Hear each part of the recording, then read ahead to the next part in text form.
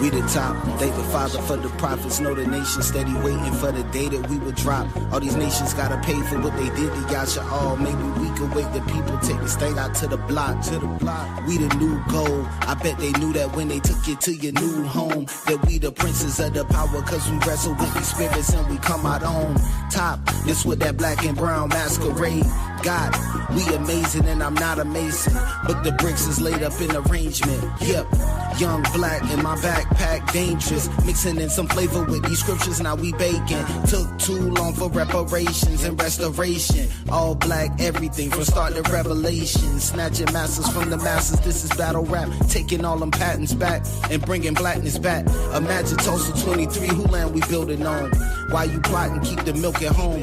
Why you popping, keep your slippers on? That's how we do on my side. Keep it in the family and you know we keep it in the tribe. Yahweh on my side. We a bunch of young kings trying to let the spirit guide. Keep it in the tribe. Yahweh on my side. We a bunch of young kings trying to let the spirit guide. Keep it in the tribe. Yahweh on my side. We a bunch of young kings trying to let the spirit guide. Keep it in the tribe. Yahweh on my side. We a bunch of young kings trying to let the spirit guide. Trying to let the spirit guide. How you waiting on that same man that changed you to raise you? That's like waiting on that coach that never played you to play you. The only thing they'll do is play you. They used to call a fire truck to spray you. Now they playing music on your radio. Your ops pull up the spray you. Playing that same music them artists ain't getting paid to do. Now you bought a chain, you shining, hop out the rain. Some brothers pull up in vain. They drop and snatching your chain, dude. Did we ever break free from the slavery? Too many lives lost, too many laid them seas. They put insurance on my brothers, see the dotted lines. You lose your soul when you sign, gotta keep it in the tribe. Yahweh on my side, we a bunch of young kings trying to let the spirit guide. Keep it in the tribe. Yahweh on my side, we a bunch of young kings trying to let the spirit guide. Keep it in the tribe. Yahweh on my side, we a bunch of young kings trying to let the spirit guide. Keep it in the tribe. Yahweh on my side, we a bunch of young kings trying to let the spirit guide. Let the spirit guide. We the top. Thank the Father for the prophets. Know the nation steady waiting for the day that we would drop. All these nations gotta pay for what they did to y'all should all. Maybe we could wait the people take this thing out to the block. Get some signs, get a spot. We aligning with my pops. We the only people crying that the violence need to stop. Taking brothers out the hood, now we shining on your block. Many only thing can stop us is my God. Keep it in the tribe. Yahweh on the side. We a bunch of young kings trying to let the spirit guide. Keep it in the tribe. Yahweh on my side. We a bunch of young kings trying to let the spirit guide. Let the spirit guide.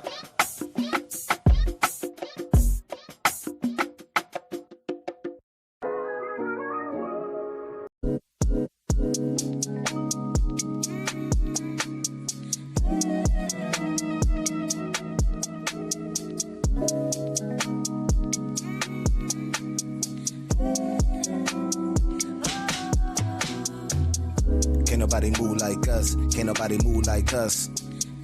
Can't nobody move like us. Can't nobody move like us. Can't nobody move like us. Can't nobody move like us. Can't nobody move like us. Can't nobody move like us. Can't nobody move like us. Can't nobody move like us. People. Can't nobody move like us. Can't nobody move like us. People. Can't nobody move like us. Can't nobody move like us. People. Can't nobody move like us. Can't nobody move like us. I know you heard what the pastor say. Better get the truth or you pass away. We can see the booths in the masquerade. Standing in the booth made of grass and hay. Strapping up the boots on the Saturday. Gathering the troops for the black and Asian indigenous people that was sacked by Spain. Now you know the language of your masters. Now you trying to buy up all your masters. Now they got your women while you master. Now you throwing kiddies in like Dasta. Now you love your chains and you lack escape. Never saw a day when the blacks were great because they clever saw a way they could master face. If not them, then the facts are racist. Look at my back, never back to basics, I'm gone. Can't nobody move like us. Can't nobody move like us. Can't nobody move like us. Can't nobody move like us. Can't nobody move like us. Can't nobody move like us. Can't nobody move like us. Can't nobody move like us. Can't nobody move like us. Can't nobody move like us. People.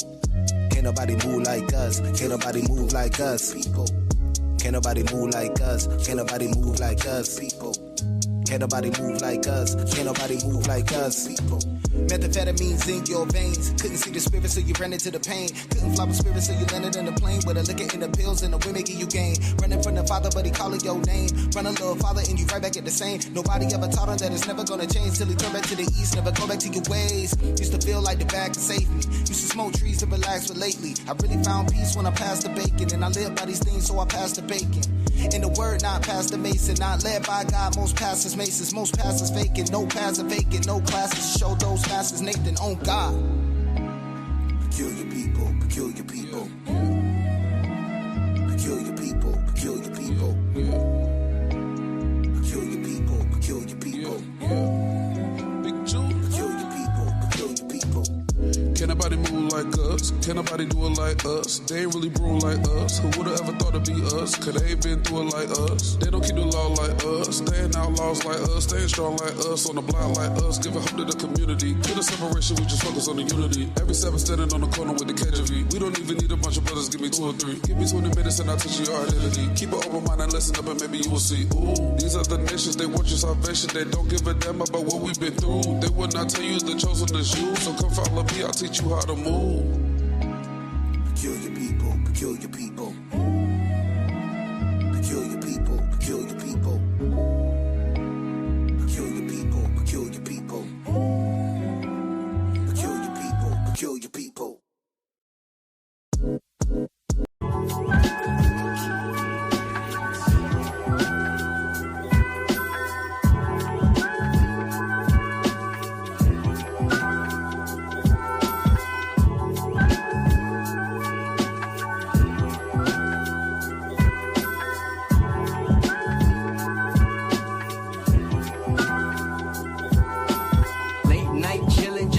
Out in my ride, so much on my mind, just trying to catch a vibe. Thinking about my people, it seems they all blind. They thinking they know the truth, but no, not up to 12. Try. Some say we a nation that's built up on tribulation. Some say we was taken and put in this situation.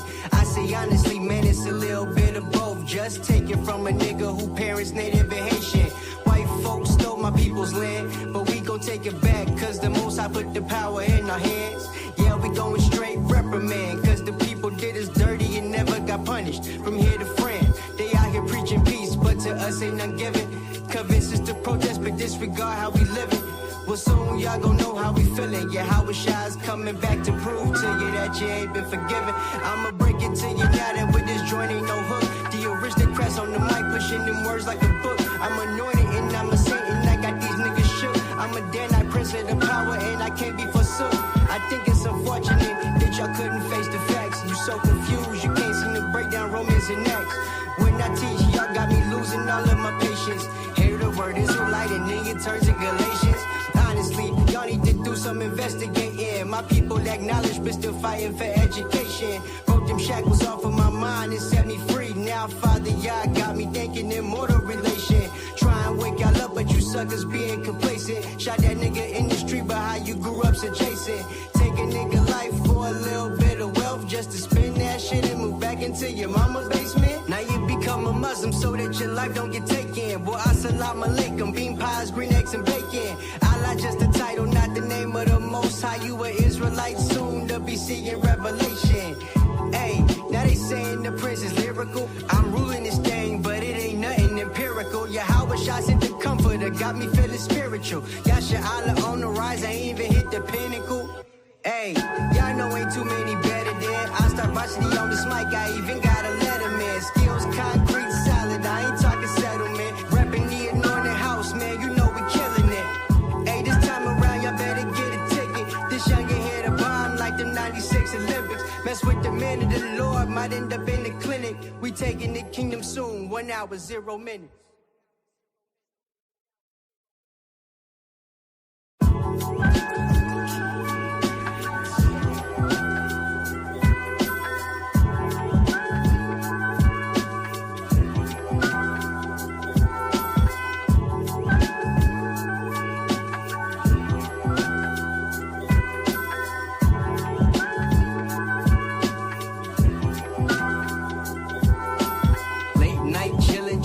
Out in my ride, so much on my mind, just trying to catch a vibe. Thinking about my people, it seems they all blind. They thinking they know the truth, but no, not of the 12 tribe. Some say we a nation that's built up on tribulation. Some say we was taken and put in this situation. I say honestly, man, it's a little bit of both. Just take it from a nigga who parents native and Haitian. White folks stole my people's land, but we gon' take it back, cause the most I put the power in our hands. Yeah, we going straight reprimand, cause the people did us dirty and never got punished. From here to France, they out here preaching peace, but to us ain't none given. Convince us to protest, but disregard how we living. Well, soon y'all gon' know how we feeling. Yeah, how is coming back to prove to you that you ain't been forgiven. I'ma break it to you now that with this joint ain't no hook. The aristocrats on the mic pushing them words like a book. I'm anointed and I'm a saint and I got these niggas shook. I'm a Danite prince of the power and I can't be forsook. I think it's unfortunate that y'all couldn't face the facts. You so confused, you can't seem to break down Romans and Acts. When I teach, y'all got me losing all of my patience. Hear the word Israelite and then it turns to Galatians. Honestly, y'all need to do some investigating. My people acknowledge but still fighting for education. Broke them shackles off of my mind and set me free. Now, Father, y'all got me thinking immortal relation. Try and wake y'all up, but you suckers being complacent. Shot that nigga in the street, but how you grew up's adjacent. Take a nigga life for a little bit of wealth just to spend that shit and move back into your mama's basement. Now you become a Muslim so that your life don't get taken. Boy, assalamu alaikum, bean pies, green eggs, and bacon. Allah just a title, not the name of the Most High. You a Israelite, soon to be seeing revelation. Hey, now they saying the prince is lyrical. I'm ruling this thing, but it ain't nothing empirical. Yahweh shots at the comforter, got me feeling spiritual. Yasha Allah on the rise, I ain't even hit the pinnacle. Hey, y'all know ain't too many better than I start watching on this mic, I even got a letterman. Skills concrete solid, I ain't talking settlement. Repping the Anointed House, man, you know we killing it. Hey, this time around, y'all better get a ticket. This young hit a bomb like the 96 Olympics. Mess with the men of the Lord, might end up in the clinic. We taking the kingdom soon, 1 hour, 0 minutes.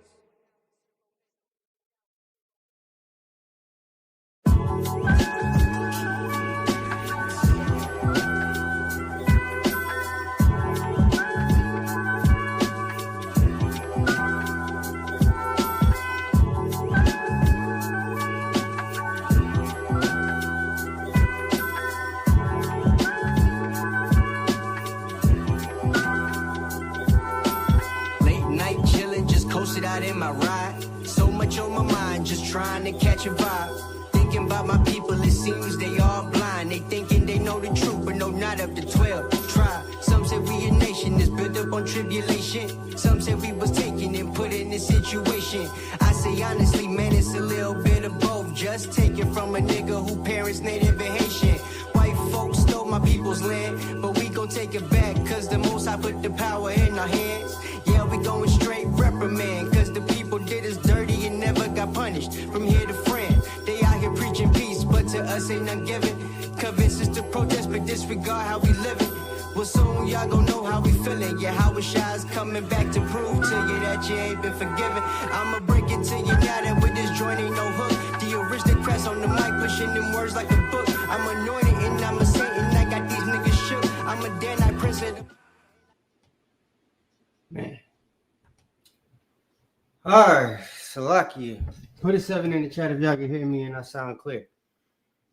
Goodness gracious. Satan want to play games right before class starts. Like, I'm literally just about to click on and talk to y'all, and then the power go out, right as when the song stopped the first time. So it's in a loop. That's why I keep playing over and over and over again. So, yeah. Should undo that so that don't happen no more. All right, y'all.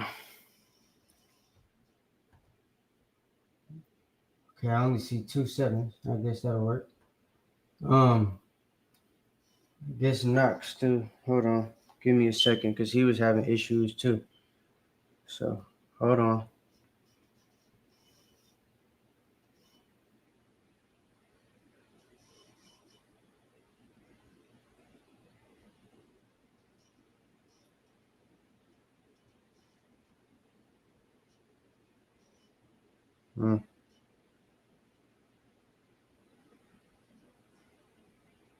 Yeah. All right, y'all. Well, nevertheless, Salakia, Shalom. It's another episode of Milk Monday. I guess I'll be here by myself for the time being until we could get knocked. Hopefully, we could get knocked. So we'll see what happens. But Shalom, to everybody. Yahweh Shem Yahweh Barakatah. Want to give all honor and glory to the Most High Yahweh, by Hashem Yahweh Shai, or in the name of His Son Yahweh Shai, who the world ignorantly calls Jesus Christ, Yeshua, Yahusha, and all that other stuff. Right? So yeah, I'm Brother Eliel, all, Captain all, the aristocrat. I wanted to do this lesson today because I got some other lessons coming on Japhet to explain exactly who they are, right? But one thing that happened that we showed you guys a couple weeks ago was Elder Rakah from the GOCC, right? He put out a video, which I will go ahead and pull up real quick. Yeah, you've been caught in many lies. But hold on a second, let me play the video. So, he put out a challenge, which I know he's not gonna answer to us answering, defeating the challenge today. But nevertheless, this is the main reason why we're doing the video. I was sent this by Brother Boaz and Brother Chaziah, right? So I think Chaziah told me about it twice, first, if I'm not mistaken. Or maybe it was just anyway. I know Brother Chaziah sent it to me, right? He called me up, sent it to me, told me about this thing. I think he said him and his rib was watching it, and yeah, so he put out a little challenge. So we're gonna check that out. But aside from this, y'all know that we've done the lesson on Dan. Oh, there she is, right there in the building. Look, speak of the sister herself. So, but we was chopping it up, me and Knock, right? And when he could get in here, he's got some information that he's going to bring out. Ooh, my bad. So he's got some information that he's going to bring out once he gets in the building. And me, myself, of course, I'm going to have some history to give you guys because y'all know that we're the only camp as of right now that has done a lesson on where Dan is, who Dan is, you know what I'm saying, why Dan is still and everything like that, right? Because every other camp seems to think and want to teach that Dan doesn't exist anymore, even though the scriptures and the prophecy in Deuteronomy and Genesis tell us that the Most High is going to be waiting for Dan's salvation, right? So that means they're going to be a tribe that gets saved. You feel me? I've already told you guys my stance on the Revelation 7 thing. I believe it's a typo. Wouldn't be the first typo in the King James Version, which shout out to Priest Hakah in the Genesis. They've been showing you guys some of those discrepancies. So it's not too far-fetched to think that maybe they got that wrong as well, right? But nevertheless,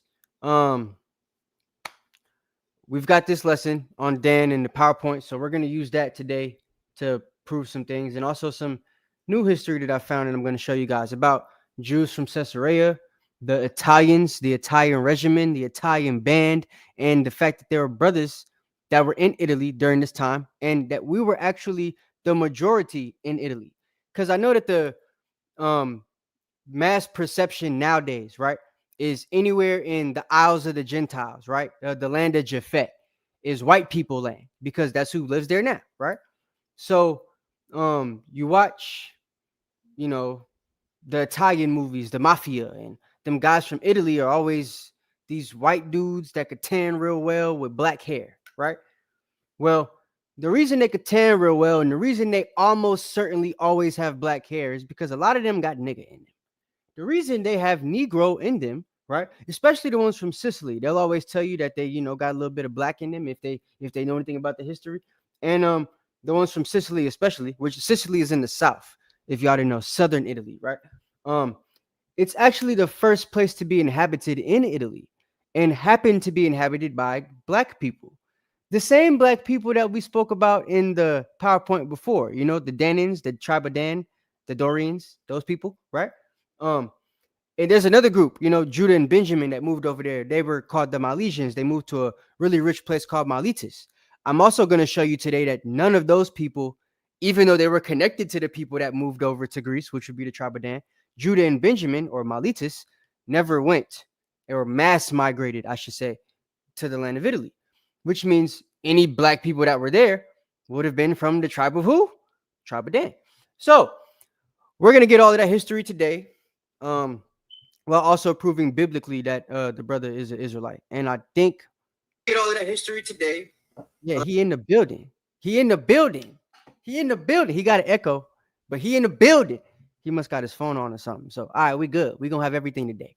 So I'm excited. All right, so let me play this video from Elder Rakah. I'm not gonna be disrespectful, even though I kind of want to be, but nevertheless,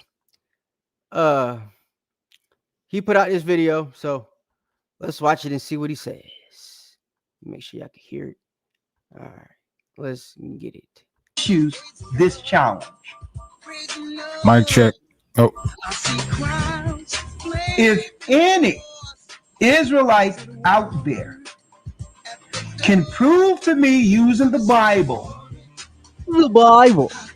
that Cornelius was an Israelite, I don't want to hear you go to Acts, the 2nd chapter, where everybody was there out of all these nations. Okay, out of all the nations that took the gospel back, because you can't prove Cornelius was there. Okay, I don't want to see you. I'll get that point. We can't prove Cornelius was there. You're right. But if we could prove that Cornelius was alive and that he was a devout man always going back and forth to Israel, and that Caesarea, where he was stationed, is right next to Jerusalem, why would he not be there? Just saying. Like, if we look at the map, hold on. Where was Caesarea?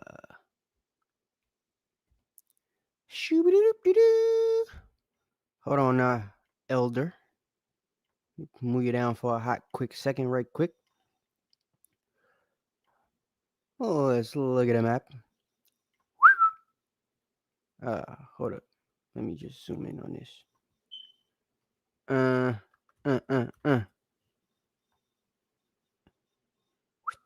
Y'all can see that, right? That look pretty good. Let me move me out the way. Let me make this bigger. So if you look at the thing highlighted in red, right? Oops, wrong screen. There it is. So if you look at the thing highlighted in red right here, that's called Caesarea, right? This is where Cornelius was stationed allegedly, right? You got Nazareth right there, right? You got Joppa, where Dan is from, right there.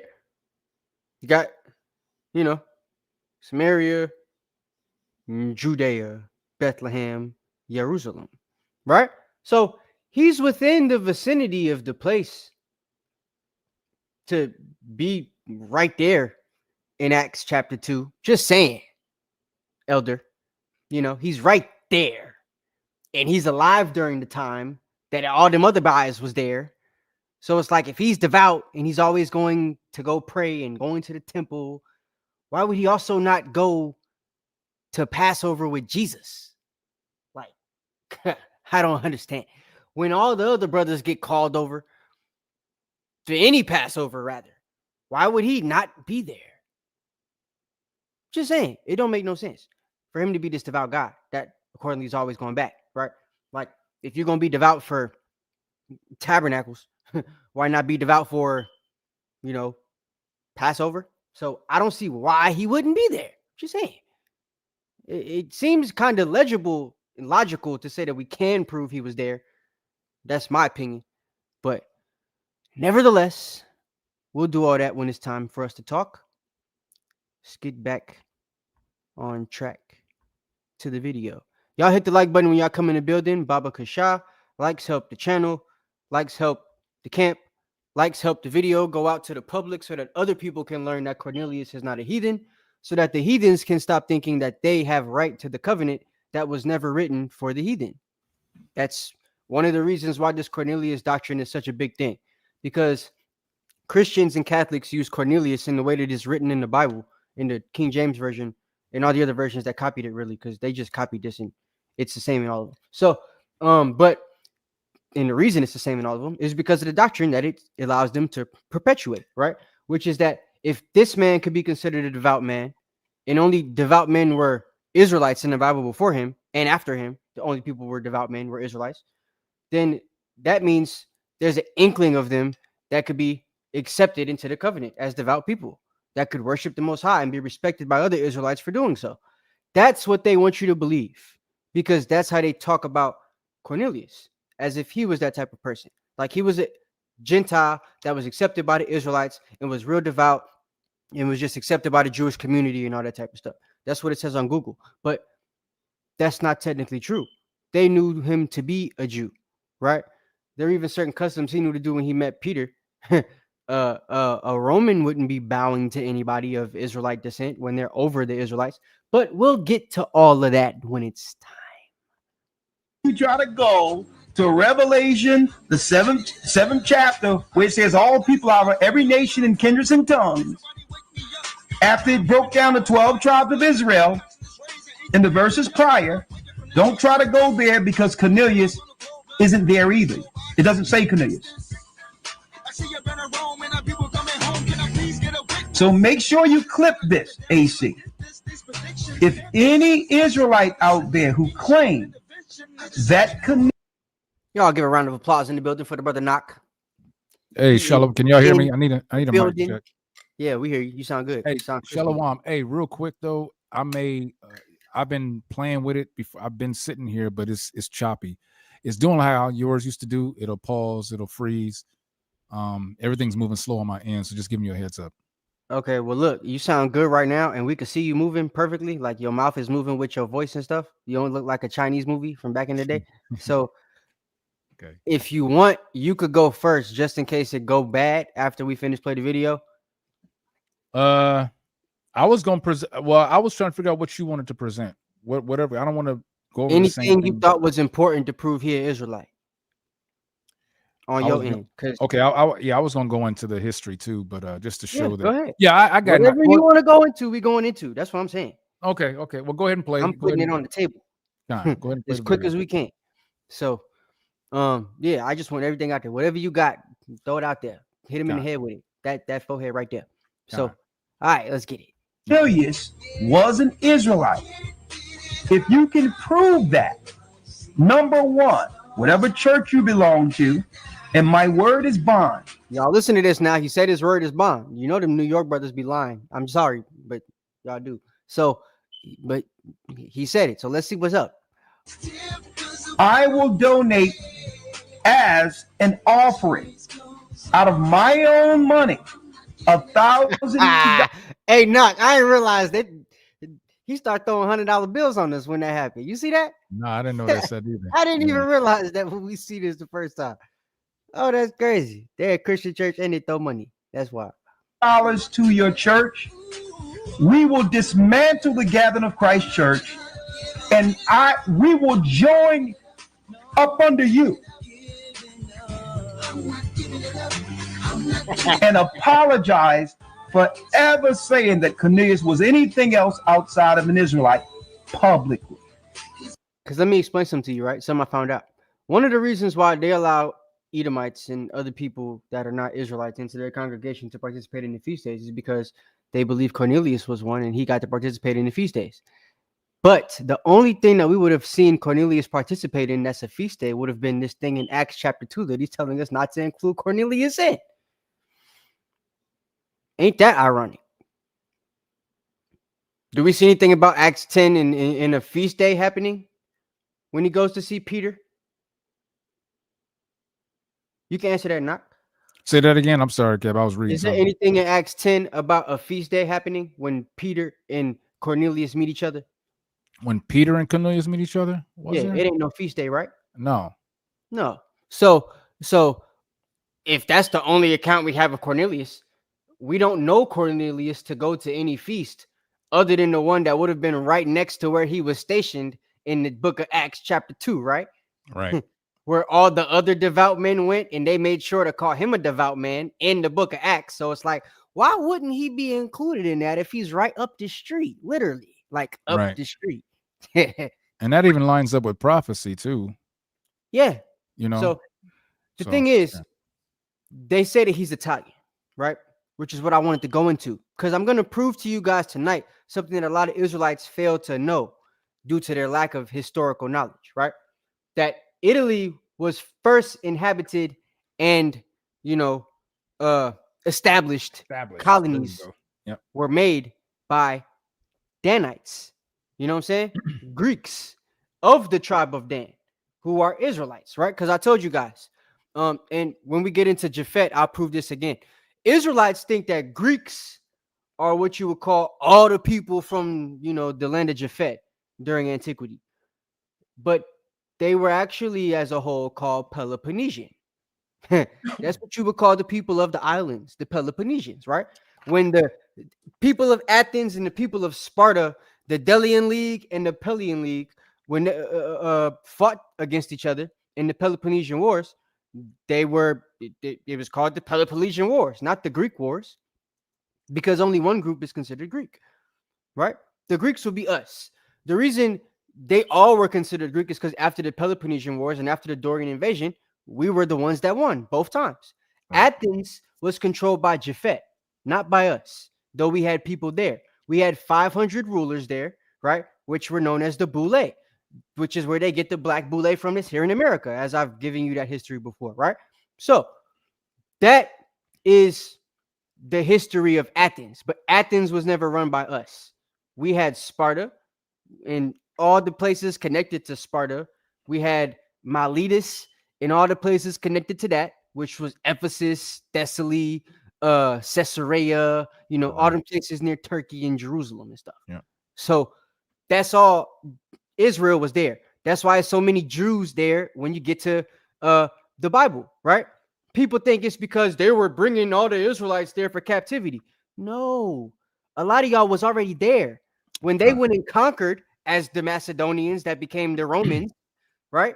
They left y'all in them areas and just conquered the area. They became a new king. They let y'all be city states. It was city state rulership before that with the Athenians and the Spartans. Whichever group you fell under, you would be a city state that was run by that group. Once Alexander took over the Spartans and the Athenians and the Persians who were ruling them at a point, right? Once he took over Persia, Persia was allowing them to still be city states. So all he did was take over the same way that Persia was ruling. Do y'all understand that? So Alexander didn't move a bunch of black people from Judea to all these other places in the New Testament. No, you were already there. That's the history I've been trying to give you. So we're going to go into that today. But let's in fact, I think that's all I want to play of this video. So with that being said, let's go over this PowerPoint first, just to bring that back to your memories. And then we're going to get into the history of them. So Dan, right? Because I'm going to be saying, because he's of Italy, right, that he is a Danite. And that it was a special prophecy that they would mention him as a person, right? He was so special as a man from Italy to be devout because the Danites have always not been devout, right?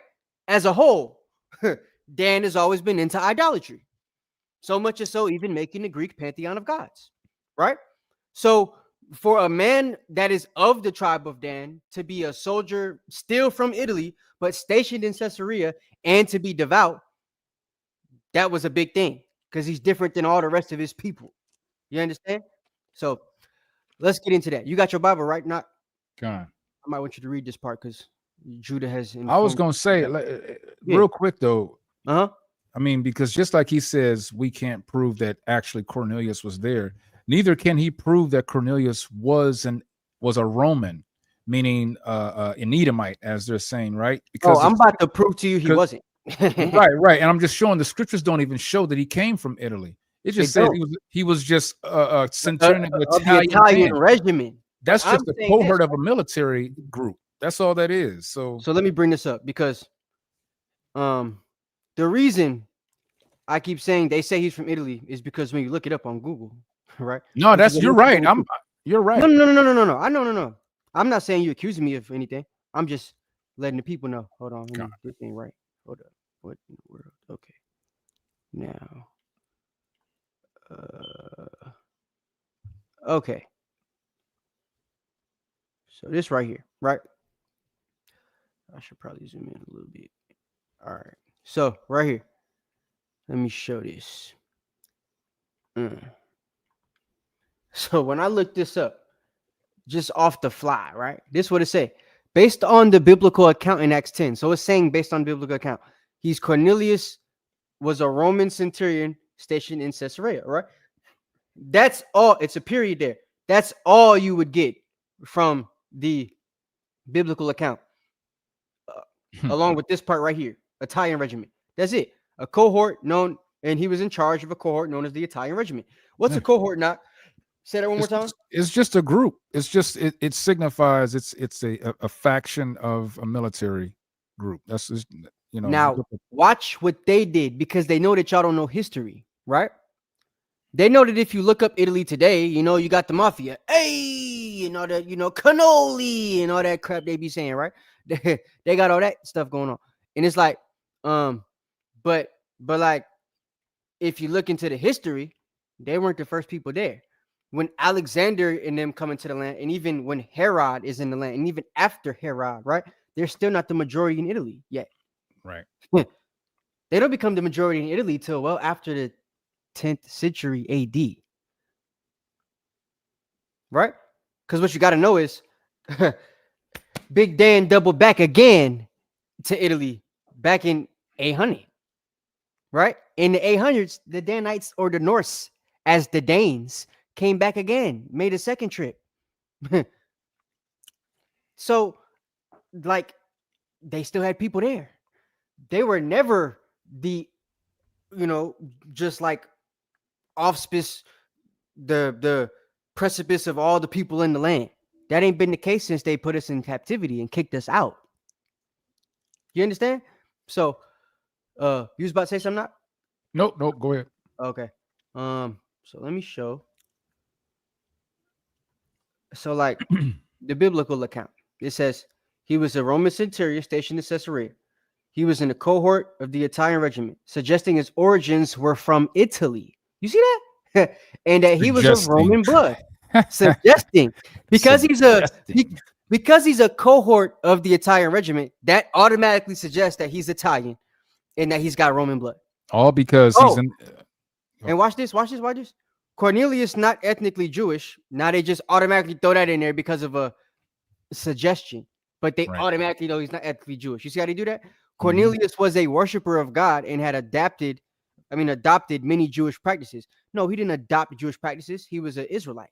He came with Jewish practices. If you were Jewish. Yeah, that's another key thing right there, Captain. Real quick, Salakia. Yeah, go ahead. It says Jewish, right? Now, in the scriptures, it's talking about Jews, and the New Testament is Jews. This is why I went over that lesson on Friday Night Focus about who is a Jew, right? Because they will classify that it's just the Jews, right? Which Cornelius, because they're saying that prove that Cornelius is a Jew. We're not trying to prove Cornelius is a Jew. That's not. I'm going to prove he's an Israelite. Right. That's the. How can I say that can be the part of the confusion, because a lot of times our people don't realize that when we talk about Jews in the New Testament, that's not talking about all Israelites. It's not talking about all Israelites. It's talking about the Southern Kingdom only. Only the Southern Kingdom can be Jews, right? Whether you're of the tribe of Judah or the kingdom of Judah, which includes Judah, Benjamin, and Levi. Dan was real close to them, which also makes this make sense if you look at the station of where they was at when it all started, right? But nevertheless, this guy, they're trying to say that he's, not an Israelite, not even a Jew, but he was a heathen that, just adopted Jewish practices as if that was something the heathen were doing back then. This is Rome. This isn't the time period of John Hyrcanus when they're being forced into, being Jews. You feel me? This is the Roman period. This is after John Hyrcanus, right? This is after Herod the Great. So they're back in control. You feel? After this, they didn't lose no more control. Septimius Severus happened already. They didn't lose no more after that. They got kicked out the land for a little bit, right? And then they go to the Caucasus Mountains, and now they're back there and again. You feel me? Claiming to be the same people that these people was. Only they're claiming to be the ones that had to convert, and they're pretending the conversion wasn't a conversion. It was just this thing that everybody there was white. You know what I'm saying? So that's how they're playing it. Just like here, even though it's a suggestion that he's, since he's Italian regiment, it's a suggestion that his origins were from Italy. He's automatically not ethnically Jewish. You feel what I'm saying? They also do something with his name. So I'm going to speak about that as well, because they'll say, oh, the name Cornelius is Roman. Yeah, but so is Demetrius. You ever met a white person named Demetrius? I haven't. Not I ain't in gonna lie to you. not in present time, no. I honestly think that that would have been a brother back in the day too. I think it would have too. I don't know a white person named Lucius. Right. Well, Malfoy from wow. Harry Potter. But other than him, I don't know a white person named last name Severus. I don't know a white person. I don't even know a white person named Cornelius. True. All the Corneliuses I know are brothers. My brother is a Cornelius. So I'm just saying. So you can't just assume because they got Roman names that they're white people. I'm about to show you that all the Jews that were in these Roman places adopted Roman names, which is probably why a lot of y'all still got Roman names. There's nothing new under the sun. Right. Duh. But let's so I just want to show y'all this part, right? Because you can see that they're trying to automatically say that homeboy is not an Israelite. So let's get some things straight right quick. Since I couldn't pull that up, we just gonna skip that. All right, so bow. Yeah, we're gonna do this. Okay, so just to give y'all some history, right? I did this all on the little AI thing, like I usually do for y'all, so y'all can look this up yourself. Click the little clip, and you can get the sources, right? If you go on Wikipedia and you want the sources, because some of y'all act like Wiki ain't got no sources, it's all fake stuff. Scroll your little stupid behinds to the. Let me stop. I told Jude I wasn't gonna do that. Scroll your smart cells to the bottom. And you see these things right here? These are called sources. And you can check them yourself on your own time, which I have already done. So, bada bing, bada boom. But hey, real quick, so like your Tank, that we gonna bring this point home too. Also, you see what Tank put? Nah. He says, and my name is French, his first name, and he says, who is an Israelite who lives in America who fought in Esau's army. Tank, what's your real name? Paris. Oh, well, ain't that something? You know the French is you might be a Danite, Ock.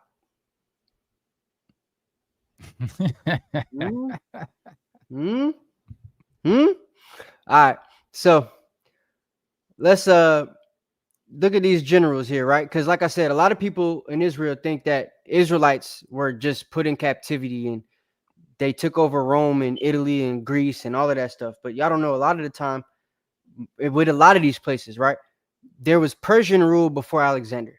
The way the Persians did would be as long as men that were strong would enlist into the army, right? This happened under Xerxes, the guy you see from the 300, who happened to go against the Spartans, right? Because in the movie 300, you're seeing Persia take over that area. You understand? By the time Alexander comes about, the Spartans in the 300 had already lost, right? Leonidas is dead. You feel me? So, which he was a real person and a brother. So, yeah. So Leonidas and all them, they get defeated by the Persians, right? They're the guys that beat the Athenians. So they're already in control. They're now the most powerful state within Greece, if you will, greater Greece, the Greco-Roman area. That's why all of that place was called Hellenis, or they were all called Hellenes. It wasn't because that's what the original Greeks were. That was for us. That whole name and everything was for us. That's why when some brothers try to say, well, there's a difference between Hellenistas and Hellenes, they don't know what they're talking about, because all of that was revolving and referring to Israelites. The word Greek was originally referring to Israelites, which I'm going to give you guys some books and some sources today about that as well.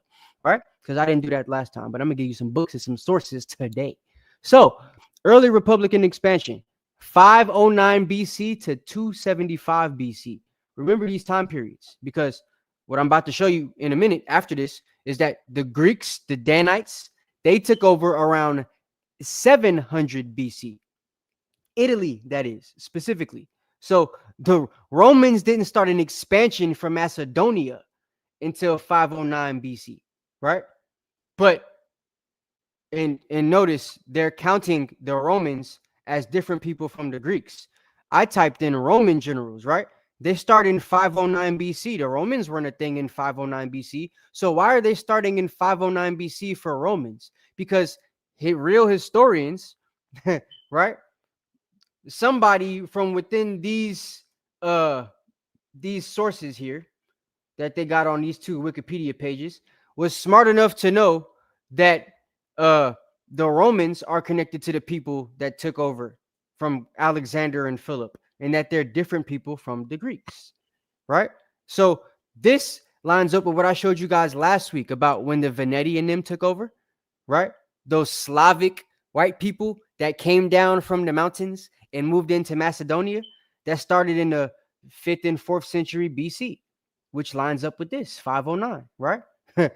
And then their conquest goes into 275. You know what 275 was?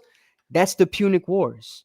That's when Hannibal loses to Scipio Africanus, which is what's the place called now? Africa. So this is when they had full control after this. After the Punic Wars, they've got everything, right? Then there was a time, because this is still BC, right? Then there was a time when we took over.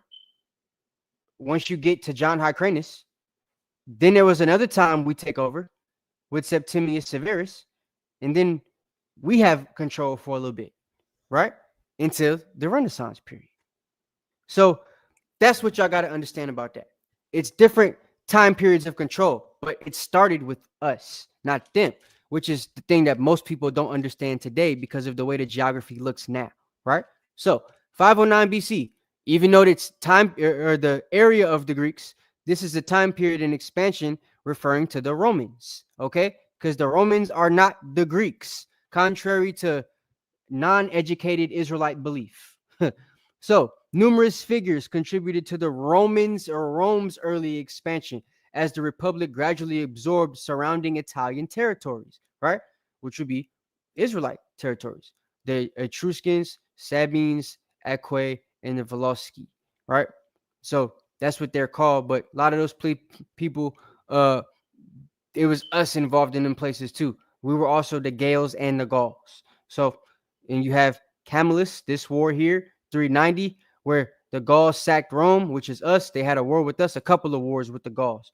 If you watch Spartacus, you'll see that Spartacus, who is of the tribe of Dan, and the Gauls, who I believe are Judah and Benjamin, they and the Gales, they also fight together and stuff like that within those wars, as the with the Spartacus revolts and the Hellene or Helot revolts, which is the slave revolts, right? So that's how that goes. You got the Samnite Wars, 343 to 290 BC. They were crucial in establishing Roman control over a large part of central and southern Italy, right?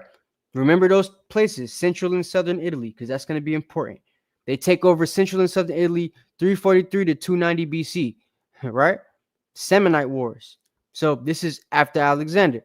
Republic expansion into and internal conflicts. So they got various generals. You got the Punic Wars, right, which we just talked about, which secured Roman control over Sicily. So they didn't get Sicily to the Punic Wars, right?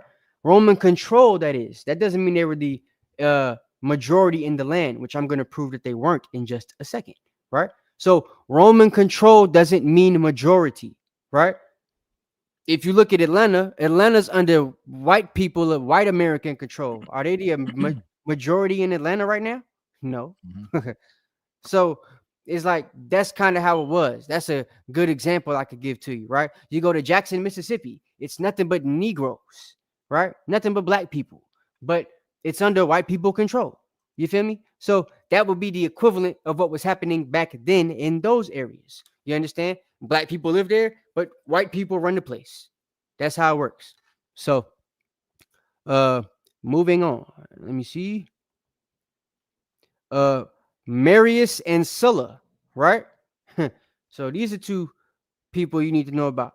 Prominent generals in the turbulent first century involved in the internal struggles and civil wars, including social wars in 91 and 89. So these are two white people that fought over Italy. This was 91 to 89 BC, right?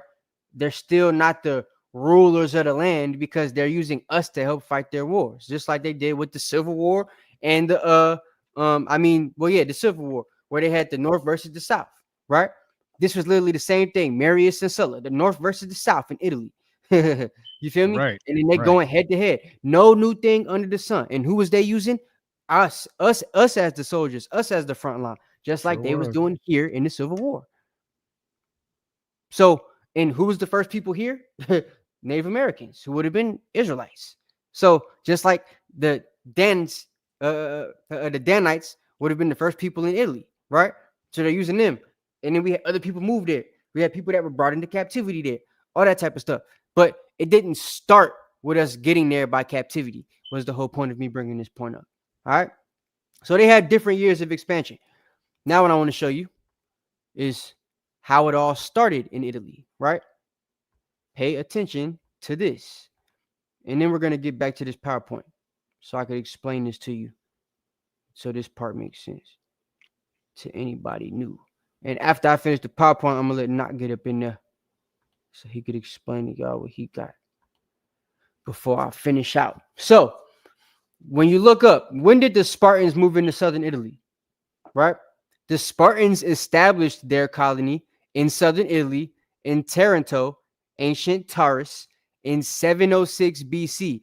This colony, also known as Tartarum, was founded during 8th century BCE and became a significant center of Greek culture and influence in the region.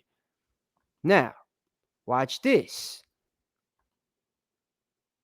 So, the tribe of Dan, or the Spartans, the Lacedaemonians, because that's who the Spartans are, for those of you that don't know, Lacedaemonian and Spartan are synonymous. The people of Sparta weren't known as Spartans to themselves. They were known as Lacedaemonians, okay? To the outside world, they were known as Spartans because of the known connection between Lacedaemon, which was their king, the king of the Lacedaemonians, the first one, son to Danius, or the Dan. And then they got his wife, which was Sparta, right? Which is how that name came about. So when you look this up, Greeks established Italy when? Because the Greeks are the Spartans, right? Who are the Lacedaemonians, who are the tribe of Dan. The Greeks began establishing settlements in Italy, specifically in the southern parts of the peninsula in Sicily. So the first Greeks, or the Greeks, the first people to move into Italy, established it in the 8th century. The same time period that it told you the Spartans established it. In the same place, southern Sicily, right? Which became Magna Graecia, the great or greater Greece, that great Greek epicenter, as it just said in the last slide. So as you see, the tribe of Dan were the people that established Italy. It started by the Spartans. Okay? Now, why does this brother keep saying that the Spartans are the tribe of Dan? Let's get to the PowerPoint. And then I'm going before I let you go, Knock, I'm going to actually read. I want to read this source right quick. Okay. Let me do that now while I got everybody's attention. Y'all hit the like button when y'all come in the building. So this is the Semitic origins of the Greeks. This is from Diodorus Siculus, right? Of the Seleucid dynasty. This is of his historical library, page 28. And it reads, it is said that those who were with Danaeus, the name I just told you, Mr. Dan, of the tribe of Dan, the man Dan himself, the son of Jacob, who was in Egypt. Check this out.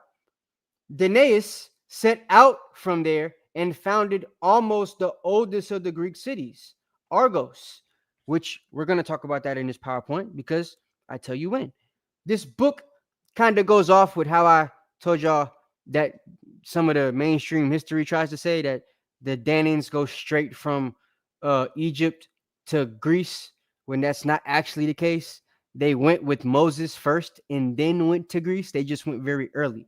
You know what I'm saying? So, but Dan himself didn't just go straight to Greece. That's just what the Greek records say, meaning Japhet in them wrote in their records that he went straight from Egypt to Greece. They didn't write that he was involved in the Exodus.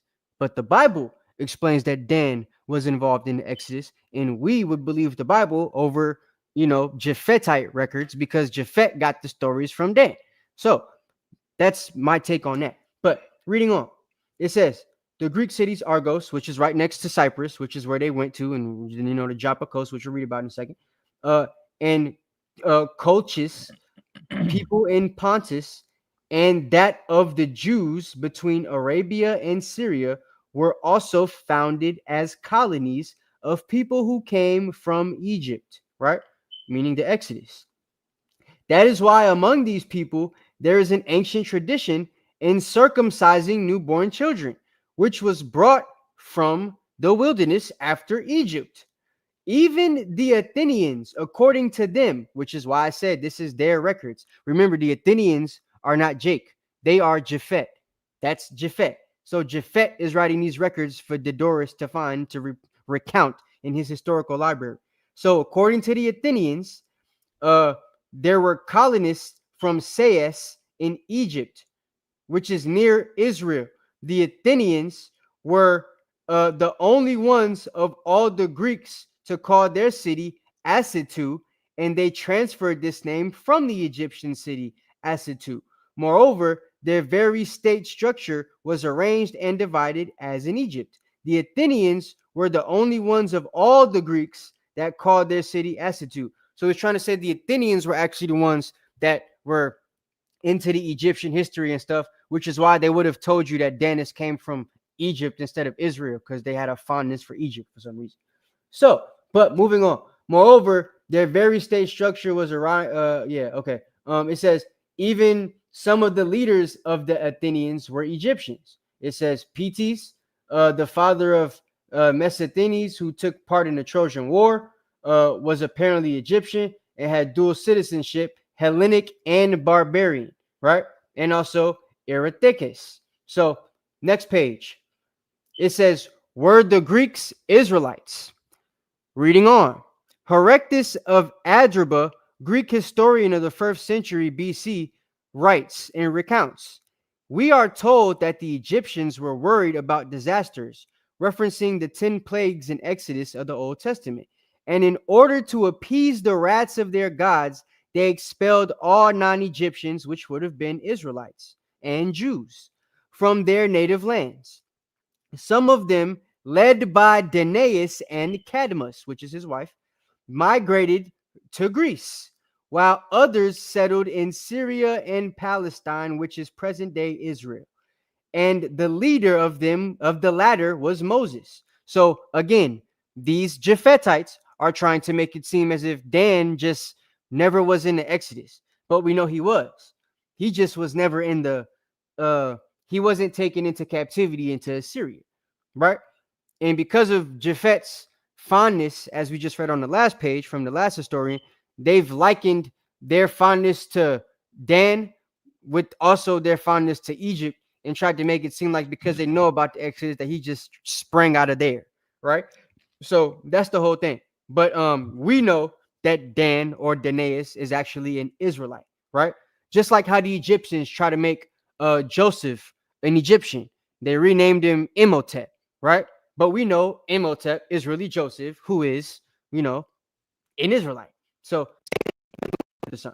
but moving on, it says, so from the native lands, some of them led by Danaus migrated to Greece, and while others settled in Syria and Israel. The leader of the latter was Moses, a famous man of wisdom and courage. That's quoted from C.W. Mueller of the Fragmenta Historium Gregorium of 1883, volume 2, page 385. That's your source. Pause it, replay it, recount it, repeat it, type it in. Reading on.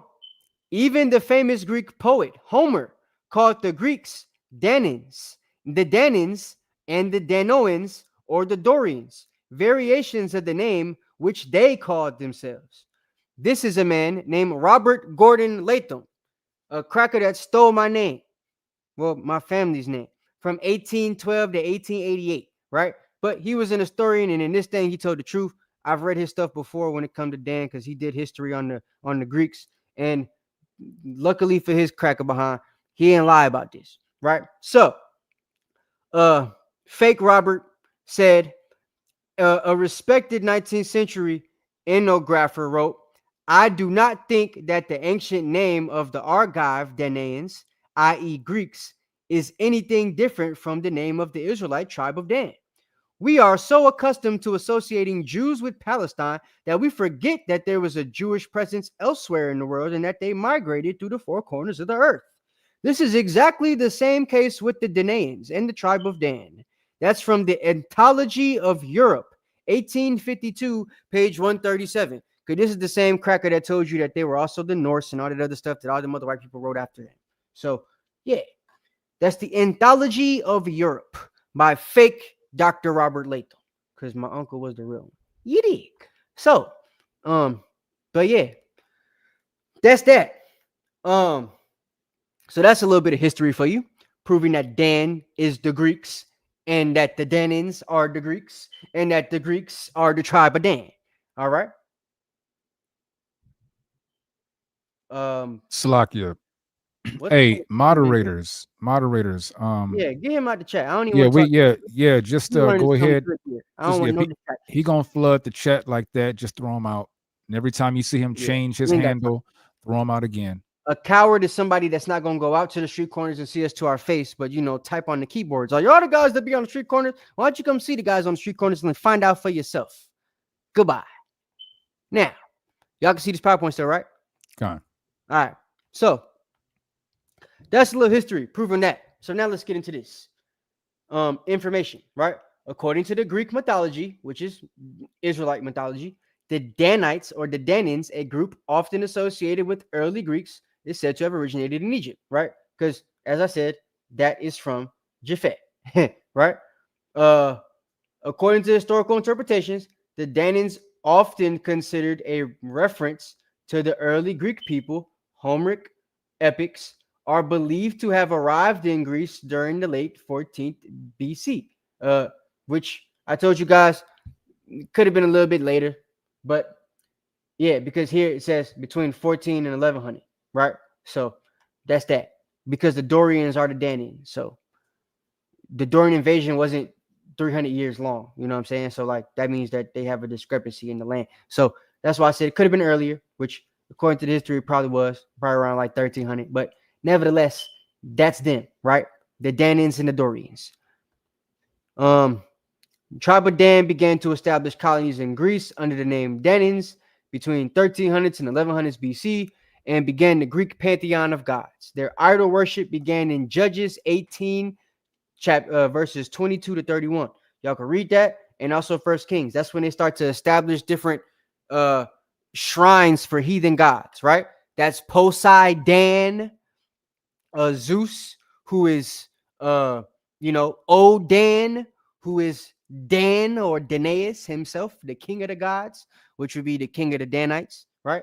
Lacedaemon or Lacedaemon, right? Who became Spartans, right? The Dorians or the Danans, right? Poseidon is their, seafaring god, them being people that was good on the sea. Later on, they became the Vikings and the Danes. Dane being also a variation of Dan, right? They moved to a place that they later called Scandinavia, right? There was a place there called Denmark, now called Denmark. After that, they moved to a place near Germany that they along a river called the Danube River, right?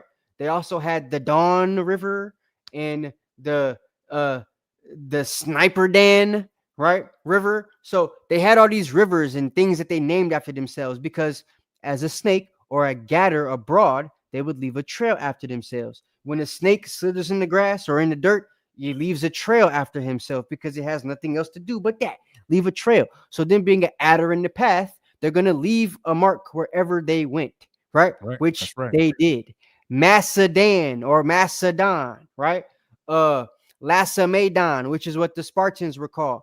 Dorian, Danaan, right? All these different places, all these different names that they had, right? Was from them being those people and all the places that they was at. It started with them being the Danaans, straight from the Exodus, right? We see them leave the Joppa coast and start going back and forth from Javan in the book of Judges, right? Start at verse 18. So later, after establishing themselves in Greece, they take over Javan and the Mycenaeans, which is Japhet. Both of those are Japhet during the Dorian invasion in 1100 BC. From here, they're running Greece.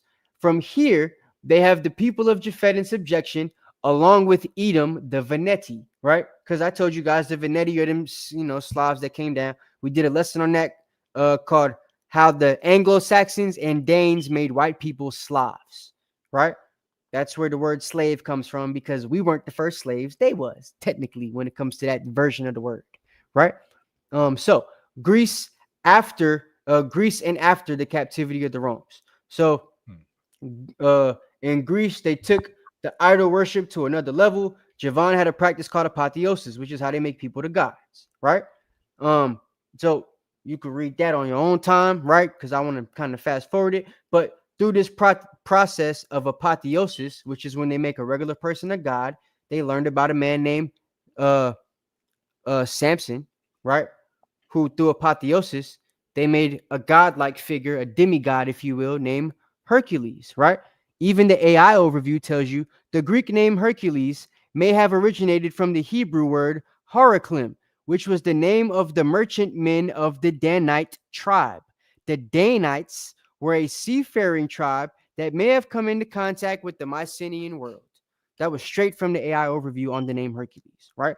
I also read you guys the article where it told you from science.com that they have proof and evidence that the name Hercules and the man Hercules is Samson.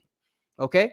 So Hercules ain't supposed to be a little white guy in the cartoons. He's supposed to be The Rock, which is why they made him The Rock, because The Rock is, well, on his mama's side, probably a Danite. You dig? So, nevertheless, you know them Jewish people that make the movies, they think you were a Jew on your mama's side. So that's probably why they keep putting him in the movies. But anyway, Dan and Judah. We'll talk about The Rock's history next week because I found out, which it ain't something I just found out, but it's something I had recalled to me, remembered, right? I can answer Shaquat's question from over the weekend. I'm gonna save it for next week. But yeah, shout out to the people from Fiji that moved to the Samoas. So Dan and Judah, Vikings, right? Milesians, or the people of Miletus, was Judah and Benjamin. They settled in Ireland from Greece in 1000 BC, right? Even when, just to show y'all this part, if I went, where is it? Right here. If I click this, right, just to prove they know that y'all is the people from Ireland in Scotland, Ire and Scot meaning black. So those would technically be black lands by the name, right? If you type in Milesians, it tell you straight up they're Irish, right? Because and that they're Gaels, right? Because the sources on Wikipedia come from real books, right? Though people could type in what they want, they can't recreate the books. And the AI, now that we have that on the internet now, right? Even through Wikipedia, since AI and I mean Wikipedia is bought by Google and is tied into all that type of stuff, it automatically gives you certain things from the sources that would match up with your search engine results, right? Them being Milesians, and they know that I know about the Irish annals from my search engine results, they went ahead and told me that they were Irish, right?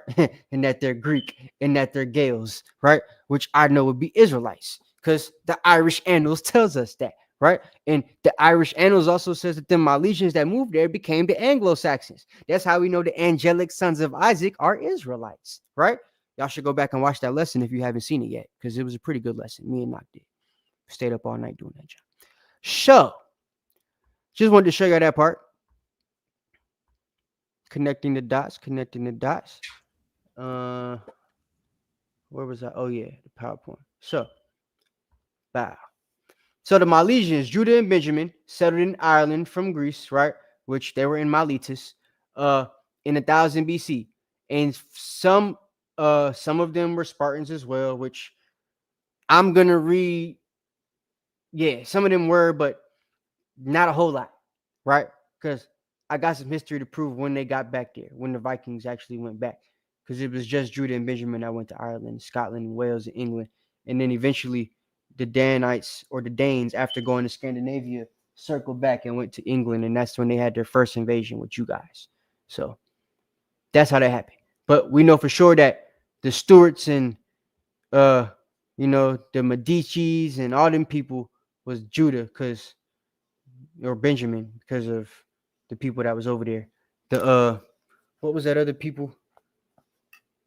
The Stuarts and the Tudors. The Tudors were also Judah or Benjamin.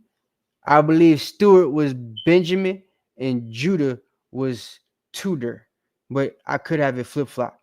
So, but nevertheless, we also went into the whole prophecy with the Anglo-Saxon swords and stuff like that, the different nail paintings and the way that the lions were for Benjamin and Judah, right? And even some parts of Judah themselves when it came to the lines of Zerah and Perez, when they were trying to separate themselves based off which line was ruling at the time, they would paint the lines different, whether red, blue, or black, right? Depending on red was Zerah, blue was Perez, and black was Benjamin. So,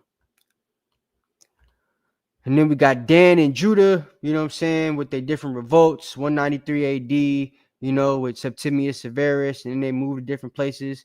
Got Dan, my people, moving to Germany, Scandinavia, right?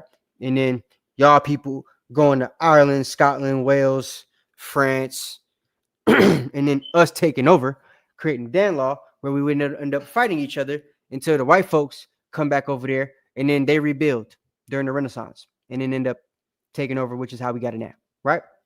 So that's that history, real quick, fast. Hope y'all was able to understand that. What's going on in the comment? We good? I guess.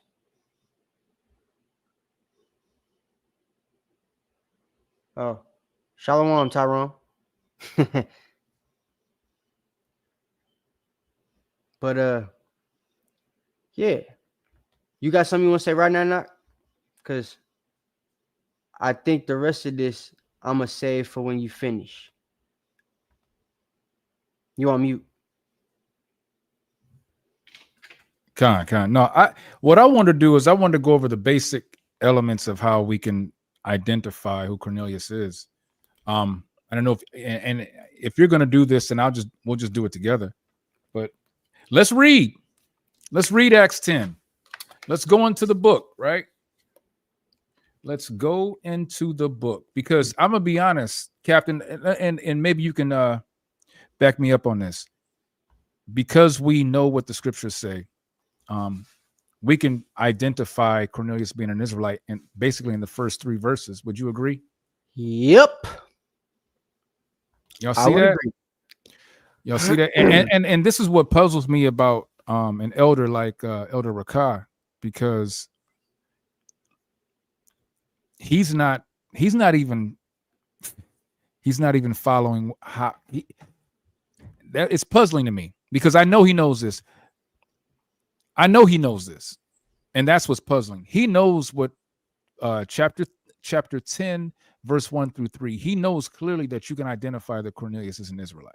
Who you talking about? You talking about Tyrone? Tyrone don't know nothing. That's what you call him? No, come on, man. I know you talking about Rakah. You talking about Rakah? Yeah. I thought you talking about doing the comments. Okay, oh, yeah. No, Rakah knows. Rakah knows. Rakah's problem. Rakah's touched that white folk money now. There it is. You could be honest, Rakah. I know what it is. Yeah. Gift destroys the heart. He didn't always talk that slow, y'all. No. Rakah got used to doing that because he has to talk like this. for the white people to understand what he's saying about the Bible. You know what I'm saying? It's about the Bible. The Bible. Yeah. Right. So Right. he's got to do that. That's what they like to hear. You know what I mean? God. Tyrone and them. So go ahead. My bad. Yeah. So let's go over Acts 1. Let's show what I'm speaking about. I don't have anything long to show. I just wanted to kind of try to be as concise as possible with this. But let's start with the Acts. Con, you can recap. I appreciate it. Yeah. Let's start it off with Acts. Acts 10. Start at the top. Acts chapter 10, verse 1. There was a certain man in Caesarea called Cornelius, a centurion of the band called the Italian band.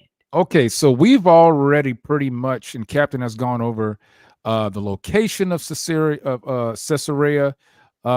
We've also kind of partly talked about that centurions were captains in armies, and we know that even today, I think this is what Tank had brought up, right? Tank I don't know if he's still in the military, but he was a soldier in the army, right? He was a soldier in the army. He's so-called African American. He's a Judite. He's a Jew, and he lives here in America, right? So if we go by what there's nothing new under the sun, what happened back then also happens now. It's happening now. It's the same damn thing. All right. So verse 1 is already pretty much wrapped up, but let's go into verse 2. A devout man, one that feared God with all his house, which gave much alms to the people, and prayed to God always. Wow. Now, there's a lot in this second verse right off the top. Is. The whole second verse is all Israelite. Yeah, it's all Israelite. Oh, you got it. There you go, Cap. I can't. You might have to blow that up a little bit. Yeah. Let me put it up. God. We'll start with this. Yep. Is that too much? No, that's good. That's good. Can y'all still see that? Yeah, that's good. It was good. The last, how you had it before, it was good. Yeah, that's still good. You just got to scroll up. But this is the word devout. Hey, when we look up Google, the word devout, right? This is anybody can do this. We see that it's totally committed to a cause or belief, having or showing deep religious feeling or commitment.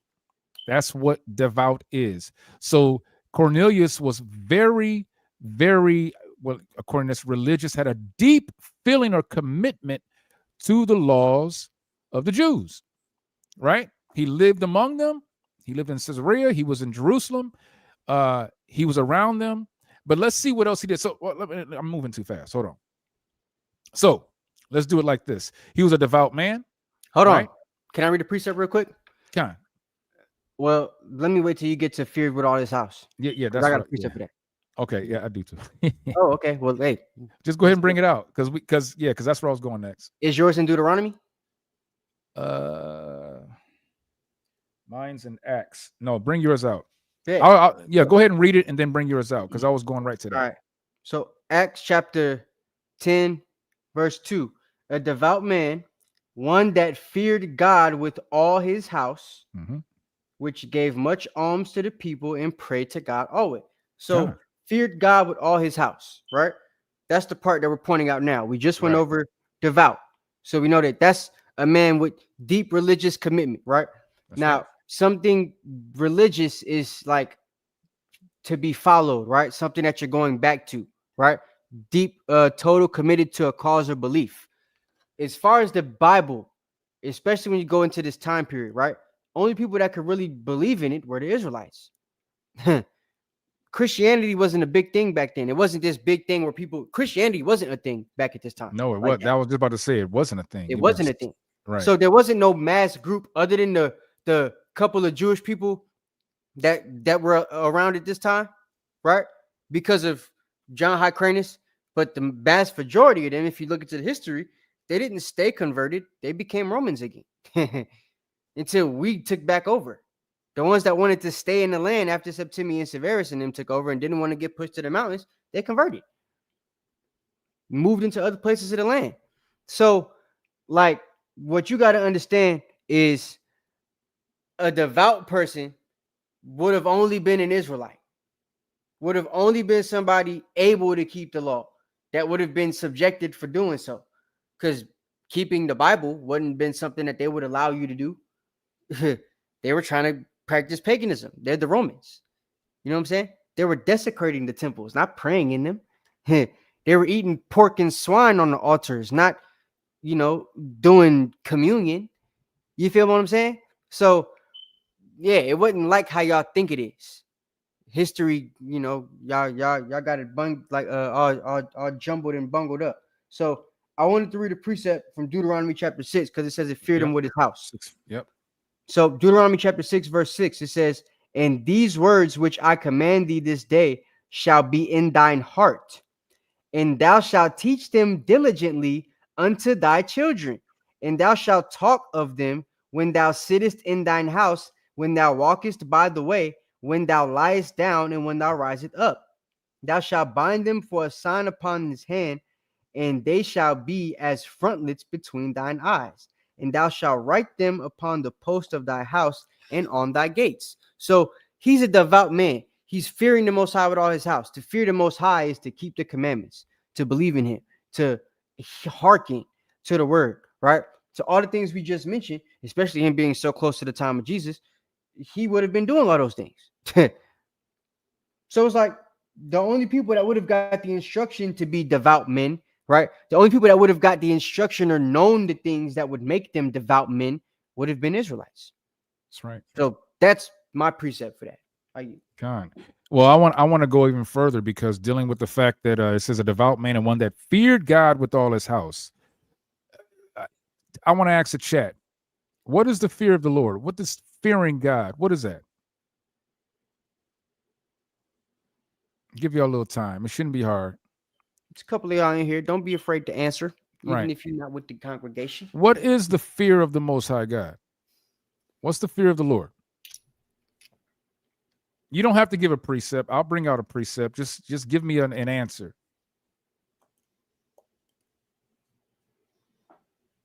God. Keeping the commandments. Keeping the commandments. Keeping the commandments. That's right. Lisa got it. Keeping the Respect. commandments. The mighty Kawal got it. Respect. Wisdom, knowledge. Absolutely. Respect and obey. That's right. Sister Keziah. Sister Ahaziel. Johanna. Sister Johanna. Everybody. All right. So we all on the same page. We know that the fear of God is the keeping of his commandments, right? Mm-hmm. So let's go ahead and get the what we know what it is, right? Actually, give me Psalms 111 and 10. We know this one. We'll go over that, but I got another precept for that. With that, Psalm 111 and 10. "The fear of the Lord is the beginning of wisdom, and a good understanding have all they that keep his commandments. His praise endureth forever." Before you go, who could keep the commandments? Right. Who could keep the commandments? Psalm 147, verse 19. Keep that in mind, right? "He showed his word unto Jacob, his statutes, commandments, and judgments, commandments," things you get for keeping them, things you get for breaking them, "unto Israel. He hath not done so with any nation. As for his judgments, they have not known them." Things you get for doing the law, meaning good judgments, things you get for breaking the law, bad judgments. So other nations don't know the rewards for keeping the law. They don't know the things you get for breaking the law, the consequences, because they weren't given the law and they don't have to keep it right now. That's right. You understand? Anybody known for keeping the law in the Bible is not a heathen. They're an Israelite, because the Israelites, according to the Bible, are the only people that can keep the law. Whether you like it, understand it, believe it or not. Right. That's what the Bible says, right? So right. Psalm 147:19. Now, where you want me to go? Go to I was gonna go, I'm gonna keep reading. It says a devout man and one that feared God with all his house, which gave much alms. Anybody know what alms is? What are alms? Anyone know what alms is? Heathen don't use that word. No. Nope. A Roman would have said donation, taxes, Usury. Let me know, right? If anyone knows what alms is, and then also tell us who was commanded to give alms. And The why would it be Xanax important that he's giving it? Because aren't you supposed to not like? It's not supposed to be a big thing for you to brag about what you do, right?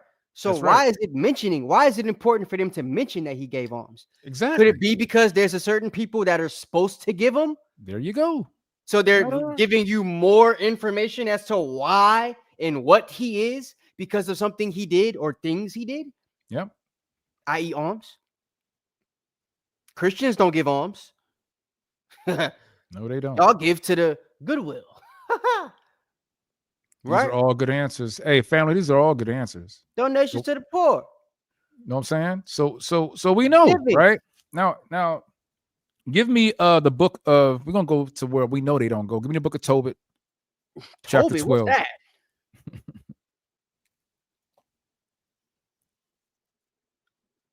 Tobit All chapter praises. 12. Yep. All praises. Where you want me to start? Start at verse 8. 8 Prayer, now. my bad. Verse 8. Prayer is good with fasting and alms and righteousness. Read it again. Wait. Prayer is good with fasting and alms and righteousness. A little with righteousness is better than much with unrighteousness. It is better to give alms than to lay up gold. You think Cornelius ever read that scripture? Just saying. Cornelius had a good report among the Jews, right? Let me read some more. Yeah, go ahead. Verse 9. For Verse 9. alms doth deliver from death. Hmm. You think he read that? You think he know that? And shall purge away all sin. But for who? Because who could sin? According to what we just read in Psalm 147:19. Sin is transgression of the law. If only one people can transgress the law and know the judgments for transgressing the law, that means sin can only be committed by the Israelites. Can't be committed by anybody else. Yep. That's why they don't get punished or know the judgments, consequences for breaking the law. Right. Because it's not for them to break. That's right. I can't break the laws in Russia. I ain't going and I ain't ever been there. Right? I can't break the laws in China. Unless my girl dragged me over there, I ain't going there either. So it's like, nah. So Tobit, right? He's that's Tobit. That alms deliver from death. The only people they'll deliver from death for is Israelites. Alms purge away all sin. Well, the only people they could purge anything for would be Israelites. Right. Those that exercise alms, watch this, and righteousness shall be filled with life. I think Cornelius read that. Absolutely. And taught his family, being somebody that was devout, to give alms. Because as we teach to go out on the streets and preach, it takes away sins, right? Well, they couldn't exactly do that under captivity. So what were they doing? Right? Certain places you could if you with the Messiah, right? You got legions and you in areas where it's none but Jews at. But if you with the Italian band and you are centurion in the army, he can't go out there and teach on the streets. That's like Bishop Nathaniel going out there while he a cop. With his uniform on. Hey, what's happening? The white man is the devil the Bible speaks of. Like, bruh, you can't do that. You can't do that. So the centurion, Cornelius, what he's going to do is teach his family to give alms, which is something only an Israelite would know to do. That will be the way he teaches his family to purge away their sins. That's right. As we teach our families to go on the streets and preach. As we teach our families to pay attention to the lessons. Teach people as much as you can out there on the streets and try to wake up as many jakes as you can. Get the blood off your hands. No new thing under the sun. What else you want me to read? Go ahead and give me the book of Sirach. This is getting good, guys. This is getting good. Give me the book of Sirach. I just want to give another witness. That's all. Let me get the book of Sirach. Start chapter 12 and start the top. Sirach chapter 12, verse 1. When thou wilt do good, know to whom thou doest it. so shalt thou be thanked for thy benefits. Do good to the godly man, and thou shalt find a recompense. And if not from him, yet from the Most High. You feel that? Now, who can that only apply to? Not a heathen. Wait, Doesn't I gotta apply read the to third verse. Go ahead. There can no good come to him that is always occupied in evil. Centurion, killing people, got to do whatever the Roman army say. Occupy, kill, destroy, right? Nor to him that giveth no alms, which is why he would give alms all the time. Just saying. Go ahead. My bad. I didn't mean to interrupt. No. That's good. That's good. I want to go ahead and continue reading. Now it says, and which so he was a devout man, one that feared God. So he was a devout man. So that's a plus for Israelite, right? Yeah. One that feared God with all his house. That's two, because the fact, like Captain said, that in Deuteronomy chapter 6, we are commanded to teach our household, our children, and those who are up under us in our house, right? That's a commandment that was given to us from the Most High God. Here is also, it says, which gave much alms to the people. We just gave two witnesses, maybe three witnesses, showing you that the alms, which we know that the heathen don't know anything about alms. We know that today's Christians don't even know about alms. They know about tithing. Hey, y'all give alms at church, it's gonna be crickets. I can play the cricket sound. They're gonna be like, what's that? They ain't gonna know. Not gonna know. Right? So now it says this. Here's another one. I think there's another one that people kind of skip over. It says, and prayed to God always. Can a heathen pray to God? Can he hear it? Will he hear it? He hear it, not sinners. If you don't hear sinners, will he hear a heathen? Lord, that's a question for you. Right? If I'm not hear an Israelite that could sin, will he hear a heathen? Pull that up. Let me pull that up real quick. I didn't grab that one. Hold on. This is getting good, guys. We didn't prove so far. Just a quick recap while he's looking for that. We have proven that the tribe of Dan, with sources and books, if you didn't see it, rewind. We've proven that the tribe of Dan are the Greeks. The Greeks are not white people or Japhet. Japhet was called Peloponnesian. Okay? The Greeks are the tribe of Dan originally. They founded Cyprus, Argos, took over Javan, which is Greece. They founded Italy from the south, Sicily. This man, Cornelius, according to Google, is from Caesarea, but Italian. Make it make sense. Then they say he's got Italian blood. Well, we proved just because he's Italian doesn't mean he's got Roman blood. Right. Because the people in Italy that were the majority were the tribe of Dan, which have Israelite blood. They're Danites, Danes, Negroes, right? Yeah. When you go into the origins of the Anglo-Saxon race book that we showed in that PowerPoint, let me pull this up real quick.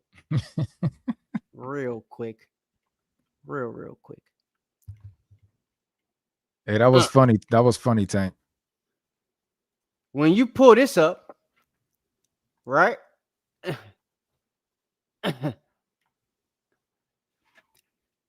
The Darker Forefathers is the name of the chapter, page 113 of the Origins of the Anglo-Saxon Race. Some of the darker ones may have been from among the Black Vikings, also known as the Danes and the Norse, right? Reading on. They had Anglo-Saxon names such as Black Mane. You know how them brothers in Texas say it? Black Mane. I'm a Black Mane. Yeah, man. That's Black Man. That's Dane. Huh? Blackmanburg. Huh? Which occurs in one of the chapters, the Blackman Stones. the Kentish coast, Black Man Stone, from the Doomsday Book, Buckinghamshire, Black Man, Swartinus, Black Menace, Swartingus, Lincoln. They invaded the British Isles. They were invaded by Vikings of a darker or black complexion, which we later find out are the Norse, the Danes. Rest on the historical evidence, which is too circumstantial to admit of doubt, meaning you can't even lie about it. Another record separate from British Isles would be the Irish Annals, what I read to y'all about earlier with the Miletus people, right? Them being known as Anglo-Saxons for a reason from Greece. Check this out. In the Irish Annals, or the books of the beginning of Ireland, the Black Vikings, otherwise known as the Dub Ginti or Black Gentiles, right? These Black Gentiles, on some occasions, fought against other plunderers of the Irish coast, known as Fair Gentiles. This is where the white Vikings come from. But the real Vikings were the black ones, right? Yeah, that's how it works. The Black Vikings are the first ones to go to Russia in Germany, right? The Slavs were the white Vikings, and they came later. You feel? It's in the book. This was made in the 1700s when we were still shackled and chained. They was telling the truth about the Dane and the Anglo-Saxon. Okay? So look, in 852, we are told that the 8 ships in the Finn Ginty, which is the white people, arrived in Dublin. So crackers didn't get to Ireland till 852, but black people was already there. Right. You feel me? True. So that's just a little bit of history. Just a little bit of history. My bad. Not. Go ahead. Con, no, that's good. That's good. Let's continue. It says verse 3. Man. Yeah. Or verse 2. It says, and he prayed to God always. I think we went over. No, we didn't bring out any of those. Give me the book of Proverbs, chapter 15. Book of Proverbs. Verse 29. Start at verse 29. Chapter 15 and verse 29. The Lord is far from the wicked, but he heareth the prayer of Cornelius, the righteous. Read it again. Read it again. The Lord is far from the wicked, but he heareth the prayer of the righteous. Who are the wicked in the scriptures? Because I believe didn't wait, next chapter. It'll tell you who the wicked is. I know. I know that. No, I'm asking. I'm asking. Oh, my bad. I'm asking the class. I got excited. Sorry. Who does the Bible call the wicked? Right? Right here in Proverbs. Get this fake ass Indian out of here, bro. That dude keep changing his handle and coming back in. Man, how does he do this? How many channels you got, Negro? This is crazy. No, anyway, it may be a bot. I don't know. Something like that. I don't care. Just ignore ignore the fake Chickasaw. Yeah, right? yeah. It says the Lord is far from the wicked, but he heareth the prayer of the righteous. Now here's the distinction, right? Who are the wicked that the Bible speaks of? Who are the wicked? Because if I recall, Elder Rakah believes that Cornelius is an Edomite. Heathen. Not only a heathen, but an Edomite. If Bill Gates was going to get shot in the face by one of us right now, hypothetically speaking. Right. And he prayed to God. And we prayed to God that this bullet hit him square between the glasses. Do you think the Most High going to answer our prayer or his prayer if we doing what we supposed to be doing? Right. So, I mean, this is clear to me because going into this next verse, let's go to verse 3 because no one answered. I was waiting for the class to tell me who the wicked is, but I gave it away anyway. Wait, so we know the wicked. 15 and 3? 15 and 29, unless you got another one. Oh, my bad. Okay. No. You said 3. That's why I was like, you were just at 28. But okay. All right. Proverbs 15 and 29. The Lord is far from the wicked, but he heareth the prayer of the righteous. Right. Right. So, I mean, it's evident. The reason why I brought this up is because I wanted to ask the class, who does the Bible say who the wicked is? And we know we can find that in the next chapter, right? Can I read it? And yeah, go ahead. Go ahead. Get a cat. Proverbs chapter 16, verse 1. The preparation, let me read here. Verse 3. Wait, hold up. Verse 4. Let me start there. The Lord, I just want to start. So the Lord hath made all things for himself, even the wicked for the day of evil, right? And you also got Job 9:20, That was the Job, no 9:24. Yep. So we got the wicked for the day of evil, and the day of evil will be committed by the people from Job, right? Chapter 9, verse 24. The earth is given to the hand of the wicked. He covered the faces of the judges thereof, whitewashing. There you go. And if not, where and who is he? We know that if these people ain't them, who is it? Right. We know that Esau changed the depiction and description and the images, right? So now let's go back. So we know that a devout man, that's an Israelite, one that feared God, Israelite, which gave much alms to the people, Israelite, and prayed to God always. That's 4 times. All right. Let's go into verse 3. Verse 3. You want to read verse 3, Cap? Proverbs 15:3. I'm Salakia, Acts 10:3. Oh, okay. Acts chapter 10, verse 3. He saw in a vision, evidently about the 9th hour of the day, an angel of God coming into him and saying unto him, Cornelius. Oh, wait a minute, Cap. Hold on. So that means that if Cornelius is a heathen and angels is going to Cornelius, then that means that Muhammad is a prophet. Yeah. Bring that out. Yeah. Muhammad is a prophet according to the Alhamdulillah. Let me stop. I'm trying to figure out if there's any. I mean, it said that he saw in a vision. Let's start right there. Right.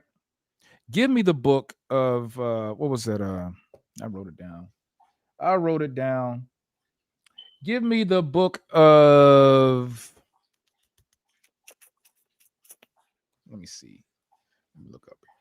Give me the book of. Thirsty, ain't you?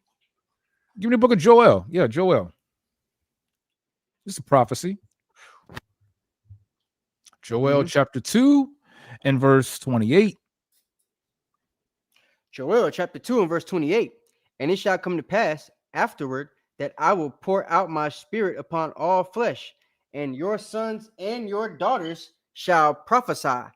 Your old men shall dream dreams, and your young men shall see visions. Okay, wait a minute. Hold on. Let's go back. Because is it saying that anybody's in that prophecy? Because it says it's going to pour out. Israelites. Right. It says it's going to pour out the spirit on all flesh, right? That are Israelites. Your all flesh. No, it don't. It say all flesh. It say all flesh, Cap. But it say all flesh of yours because it specify who the all flesh is. Just like you do in Acts when it say ye whosoever call upon the name of the Lord shall be saved. Then the next chapter say ye men of Israel hear these words, because it was only talking to Israel. It's the same thing here. Like that's right. Yeah. That's so give me. So I want. So the Spirit was poured out. We saw that in Acts 2, right? Was that the day of Pentecost, right? And now we get to Acts 10, right? I slick want to read that, man. So bad. We can read it later, I guess. Man. But what I'm saying is that the Spirit was poured out, right? It says that your young men shall see visions. Let's read verse 3 again. He saw in a vision, evidently about the 9th hour of the day, an angel of the Lord, or so like an angel of God, coming into him and saying unto him, Cornelius. And verse 4, and when he looked on him, he was afraid and said, what is it, Lord? And he said unto him, thy prayers and thine alms are come up for a memorial before God.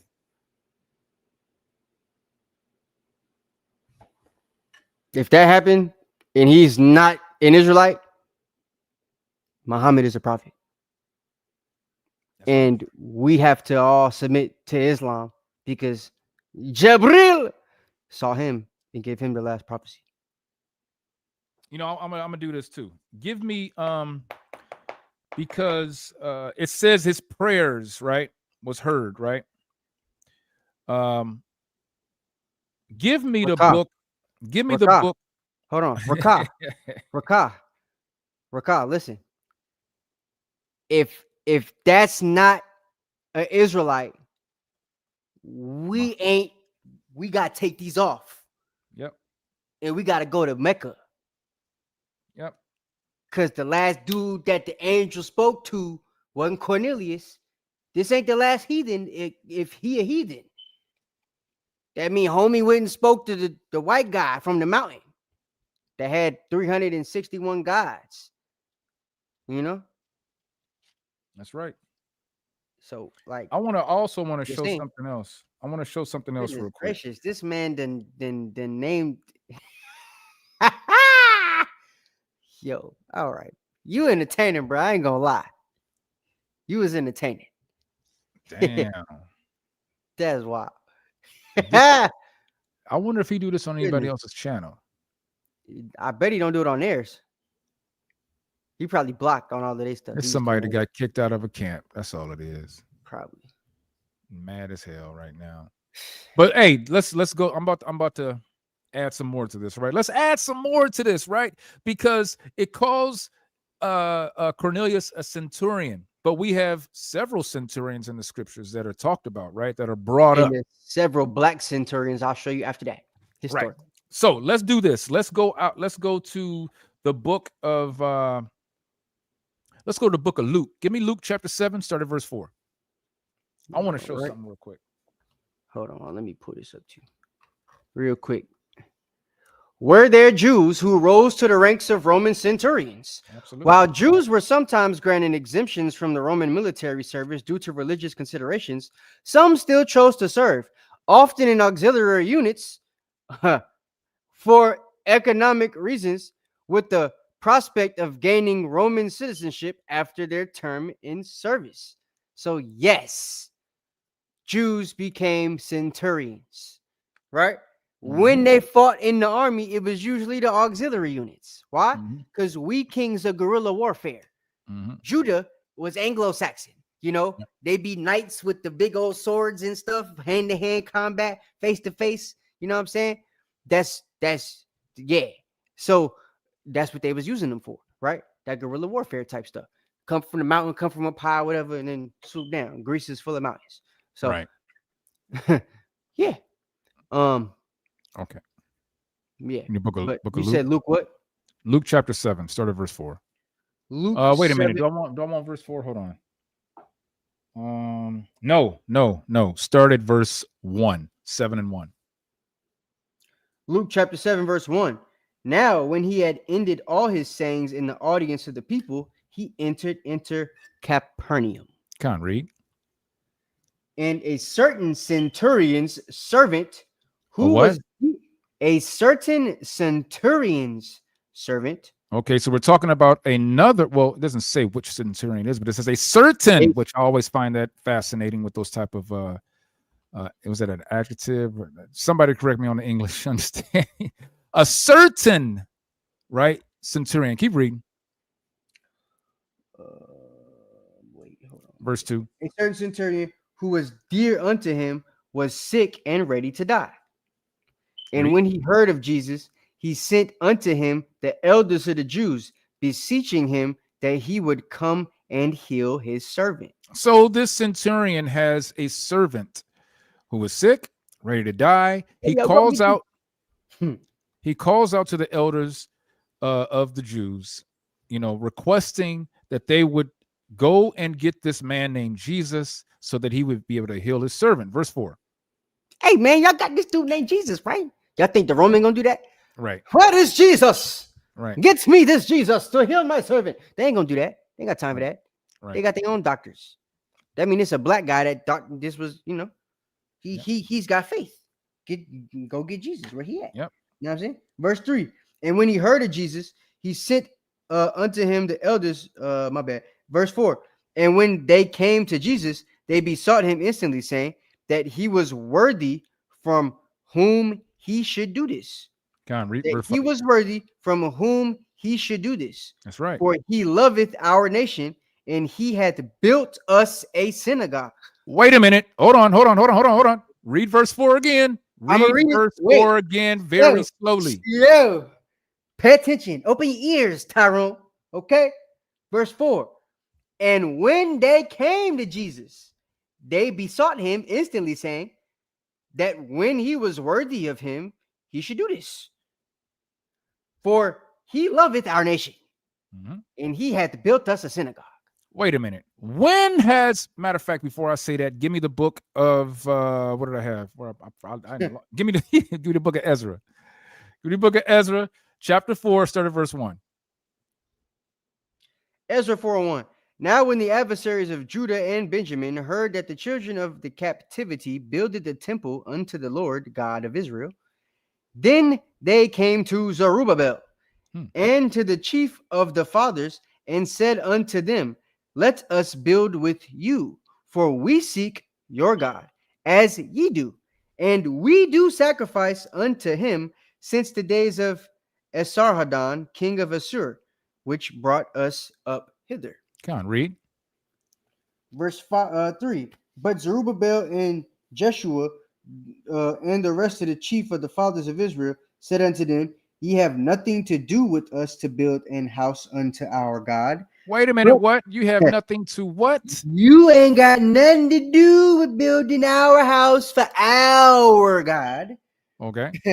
But we ourselves together will build unto the Lord God of Israel, as King Cyrus and the king of the Persians has commanded us. We've seen more than just this account of other nations trying to build with us. Mind you, real quick, this is Persia, right? Right. These same people was just taken over by the Romans, the white folks, Edomites, the Idumeans. That's right. The same way that the rule was by the Persians was the same way these people ruled us too. Exactly. So we had the same ability to roam around and do whatever we needed to do, all that type of stuff, because they allowed it to be just like Persia. They conquered us from Persia. Okay. So that's why Jesus is able to run and free people and have all these meetings and teach people in the streets and send apostles to this place and that place, and they're able to hop on boats and travel freely like we do in America, because it was like the Persian captivity damn near. Right. You understand? Right. Yeah. Keep Only reading. time you was shackled, slain, hard bondage was at the beginning when you and then under Ptolemy, under like what's that dude name? Epiphanes. Yeah. After that, it was regular. You feel me? So yeah, go ahead. My bad. No, where were you at? Ezra. I stopped you. Just finish that last verse. That verse 4. Or did I read? Yeah, verse 4. Then the people of the land weakened the hands of the people of Judah and troubled them in building. So even when we were telling them, look, we're gonna build for ourselves, you have nothing to do with our Lord, with our God, we will do this by ourselves. And then those wicked, evil heathens tried to stop them, tried to cause issues so they couldn't finish the building, right? So here, the reason why I brought this out, Elder Rakah says, prove that Cornelius, the centurion, is an Israelite and not an Edomite, right? But what I want to show you, because that centurion means that he must be a Roman, he must be Caucasian, he must be someone who is not of the fold, right? So I wanted to show that it was other centurions, right? And this particular centurion, which we don't know we don't know who it is, doesn't say who it is, right? It says that he had a good report. It says the Jews said that he actually built the synagogue, right? Mm-hmm. Now y'all got to tell me. Now I was looking at this. I'm like, damn, that's kind of like hidden, but that's profound. Because we know that we didn't have anyone else building our establishments. It was us and us alone. So if this particular centurion, because if Cornelius is an Edomite, then all centurions in the scriptures are Edomites. Would you agree with that? Yeah. If that's his logic? Mm-hmm. Cap? Yeah. I'm asking you, Cap. I'm asking you. You saying what would you agree that if Elder Rakah is saying that Cornelius is an Edomite or that he's not an Israelite, then every time we see centurion, because we don't have, the only name we have with any centurion is Cornelius, right? He's the most profound or more spoke about centurion in the scriptures. The other centurions that we see have a small, they don't have any names, but we can see that this particular centurion actually helped build the synagogue. Mm-hmm. We know that no one he helped have been allowed to help build and wouldn't have been trying to help build if he wasn't an Israelite. No, that's the point. That's the Mm-hmm. point. So even if, so if Cornelius isn't an Israelite, we know this centurion had to have been an Israelite, but this Israelite had some of the same characteristics as Cornelius, right? He was just, he was favored by the Jews, right? He was a devout man. He was a man that feared the Most High God. All these attributes are contributable to being an Israelite, plain and simple. That's the first 4 verses, y'all. That's the first 4 or 5 verses of Acts 10, where we just showed and proved. Now, he may not want to accept it, but the scriptures tell us he's an Israelite from the very first 4 to 5 verses. That's what I wanted to bring out first. I got something later, but I want to go let you get you doing your thing, and I'll add in. All right. But hey, no, hold on. Let me do this because I don't want us to bring this out. And then when I look at the family here who's on with us, I need everybody, if you can, to answer with the one, if you agree with what I and Captain Eliel just showed within the first 4 verses of Acts 10, to put a 1. If anyone disagrees, put a 2. Real quick, so we can go ahead and continue. I want to make sure that everybody is understanding and seeing this. Put a 1 in the chat if you can see, if we were able to show that $1,000 is ours already in the first 4 verses. I ain't worried about no $1,000. He ain't finna give I know. I'm just saying that. I mean, I'm just saying it. I was more worried about getting the whole GOCC to be Anointed House of Saints. You know what I'm saying? But I know that ain't gonna happen. But now I want happen. Right. I want to make sure that our people, our family, understand how simple this is. We got a lot of people out there that love the money, that love the gifts, right? And will stir up any kind of controversy because they're paying him to do it. All right. But that's what I got for right now, Cap. Go ahead. All praises, all ones, the water. Cool. All right. Oh, look at that one right there. That's a nice one right there. All right. But so yeah, what I wanted to show, just to let me back off what Knock just showed y'all, right? So this is a website called jhu.edu. muse.jhu.edu. Okay, this is a academic website from projectmuse.com. It's an institutional website. You have to have an institutional login. Okay, this is a article called from the Shofar and Interdisciplinary Journal of Jewish Studies, right? From Purdue University. All right, the sons of Israel in Caesar's service. So Caesar, for those of you that don't know, is way after Jesus. Okay, but let me make sure. Hold on, I don't want to get that wrong. Wait.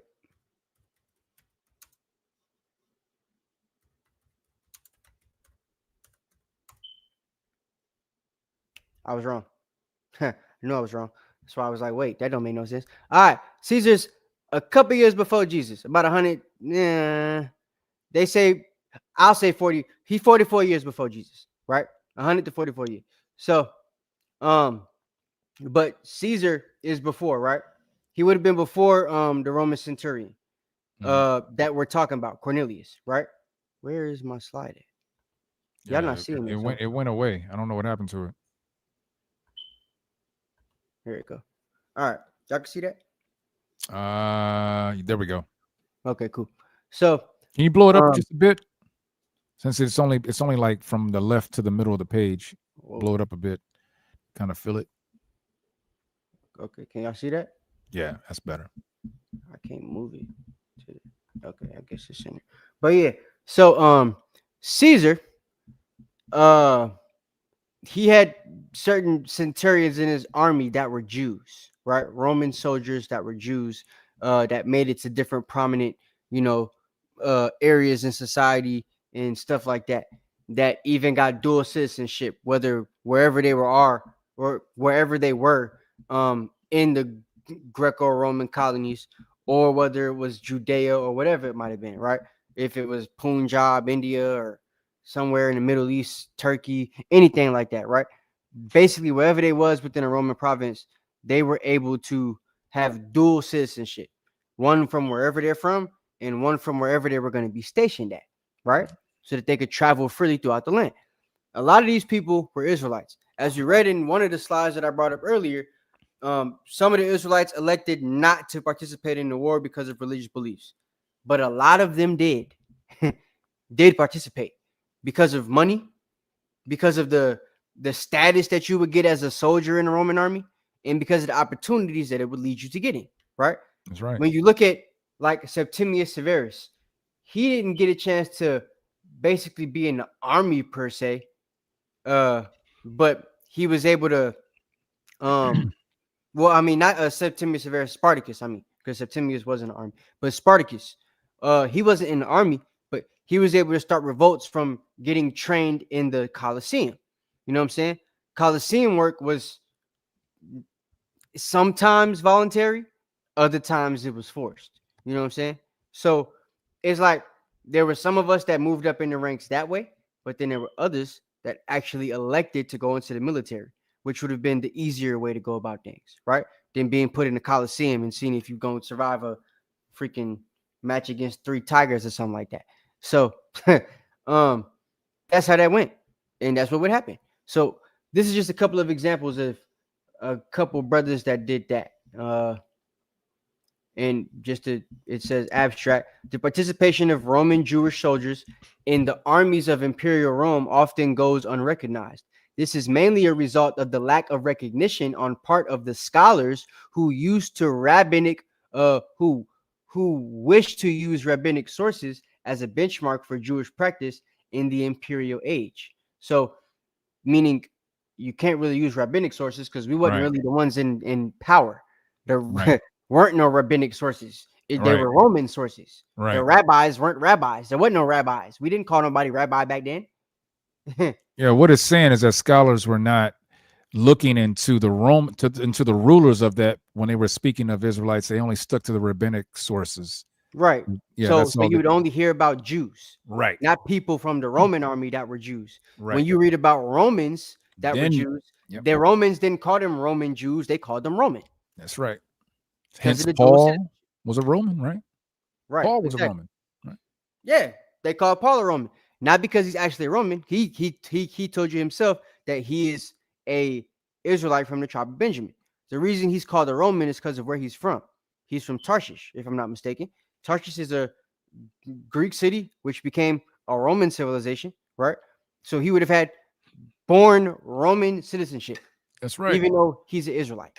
He was not born in Israel, so he's got the citizenship of a Roman. If you've got Roman citizenship, since race was classified different and nationality was more so what race is now, right? So this is also the time period where they start classifying your race as the place that you come from, or nationality rather, as the nation that you come from. So if Rome is trying to be a nation of their own, and they've got all these different Roman civilizations and Roman city-states all around the place, any place controlled by Rome would make you a Roman, even if you're not, Roman. Your citizenship makes you Roman. Like if a guy from China moves to America and gets American citizenship, he can now call himself American. Right? It's the same thing. And if you're in America talking about him, if they're writing about him, they're not going to write about him as a Chinese person. They're going to write about him as an American because he's an American citizen. You understand? So no new thing under the sun. That's how this works. So good and point. that and the sister posted the precept right there. What you're talking about with What precept? What you talking about? With Paul, dealing with Paul. Oh yeah, facts. Yep. Yep. All praises. So, but that's facts. So that's good precept. Good point. So this is the mainly result of the lack of recognition because, like we said, they didn't talk about it. And they're coming from Jewish sources, right? So it is also difficult to identify Jewish soldiers, many of whom had Greek and Latin names, right? Unless they are specifically identified as Jews or are found in Jewish context, such as Cornelius. Like everything we read about him was Jewish context. But Christians try to say it's not a Jew. Right. He's a devout man. He's praying. He's giving alms. He's traveling at the time when in the book of Acts, right when they're like just having the Pentecost and stuff like that. Right. Like, because you got to think, it's not like chapters. That means they're writing this as a continuous thing of events that are happening around the same time period. So if he goes and meets Peter, and Peter was at the Pentecost, why wouldn't he be there too? Just saying. So, but them having Greek names. Let me pause this real quick, because just want to point this out.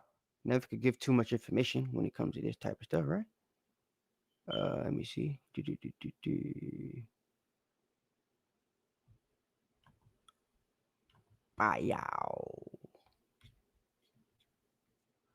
Were there Jews in Caesarea that had Roman names? Yes. Evidence suggests that Jews living in Caesarea adopted Roman names, demonstrating a degree of Hellenization within the Jewish community. Because let me tell you something, right? Something that you guys might not have thought of through this whole lesson. Remember, I told you that the Greeks were the Israelites, right? The tribe of Dan. Now, the names that they have, they consider Greek names, right? Well, the white people, as I showed you earlier, if you didn't watch it, rewind. They didn't get to Greece till around 509 BC. Mm-hmm. We got there between 1300 BC and 1100 BC between the Danites and Judah, right? So that's a couple hundred years before the white people get there, right? That we're just there with Japhet by ourselves, either fighting against them or fighting with them, right?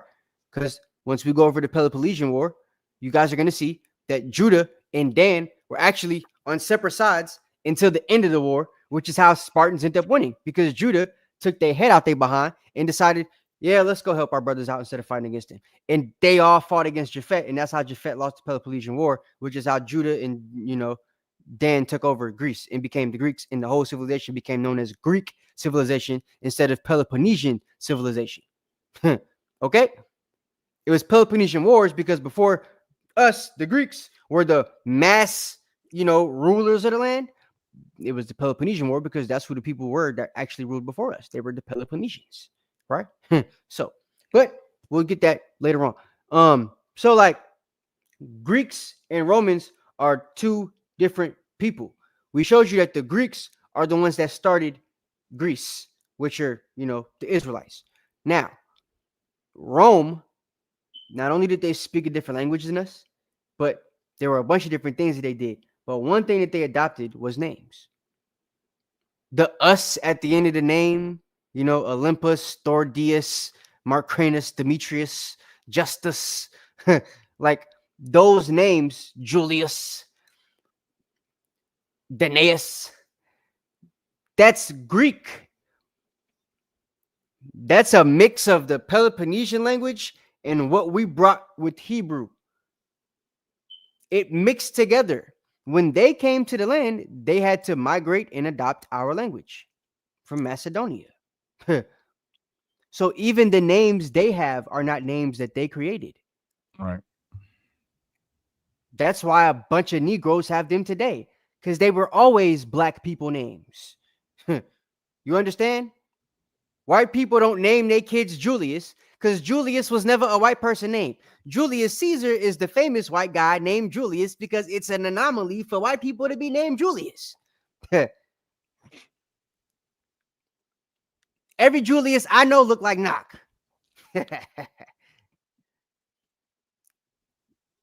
because the name was made for people that look like Knock and myself. So that's that, right? The Greek names are Israelite names. Okay. So, let me get back to this source right quick. Read this part, and then I'm done. Really, I want to reiterate that book one more time to prove to y'all that the Greeks are the tribe of Dan, and that the word Greek comes from the migration of Dan moving into the land of Japhet. It's not a land or a name for the people of Japhet. They were called Peloponnesian. You dig?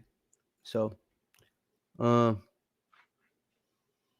today, us mixing with them, right, has made different populations through the world, right? There's some where they by themselves, like Hawaii. There's some where we're mixed together, like Fiji and Samoa. Then there's some where they back by themselves, like the Tonga and the Maori. Like, or the Melanesians, other than the people in Fiji, or the Austronesians. Those, in my opinion, and from the research I've been able to do that I'm gonna show you guys in a week or two, would be the original people of Japhet, and they're all of color. Yep. When you look up their coinage and stuff like that, from the Peloponnesian War, they look like them dudes from Samoa and the guys from Fiji and the guys from Melanesia. They like Asian black people with afros and beards. That's what they look like. So, yeah. But if I scroll down, should be purple what I'm looking for. No. Well, damn. So I gotta look for it. So what's highlighted? You said it's highlighted in purple? It was, but I didn't see it when I was scrolling down. Oh, you had already highlighted it. Okay. Yeah, I highlighted it when I zoomed before I zoomed in, but I think after I zoomed in, I think it took the highlight away. But it's all good. You see, they got Egyptian Jews and all type of crap because this guy's from Egypt, but he's a Jew and all that stuff. From Lysimachus, Alexander's person, right? The first guy to take over there before Ptolemy and everything. So it's like there's a lot of history in this thing, man. Emperor Claudius appoint him a procurator of Judah 4 years later, right?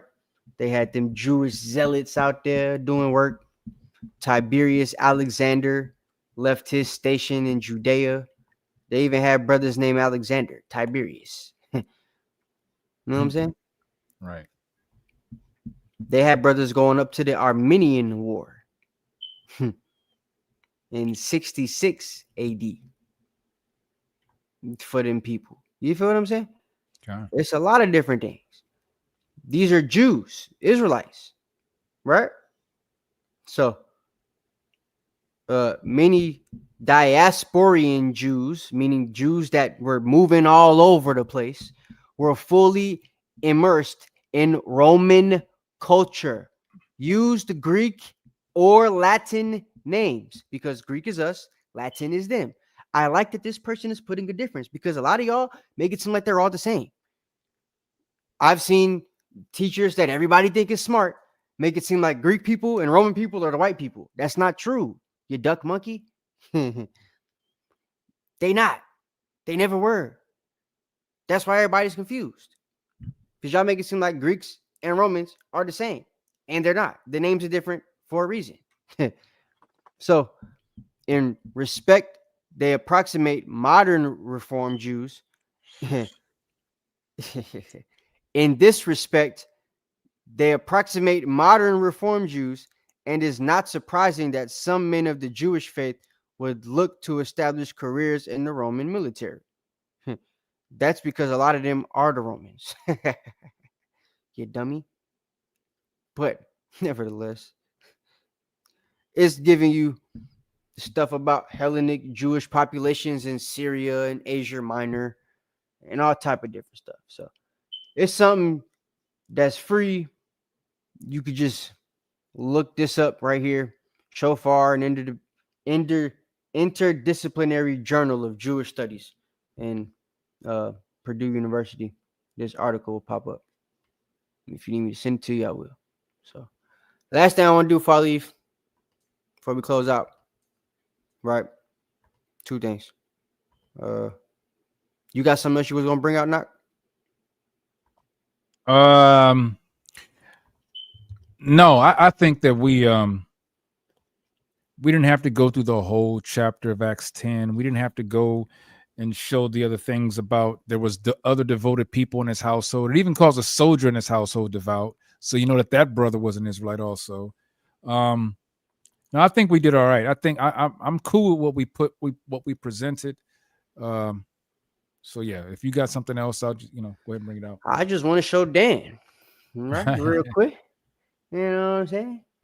So you got real pictures, you got fake pictures. Oh, this ain't gonna work. Hold up.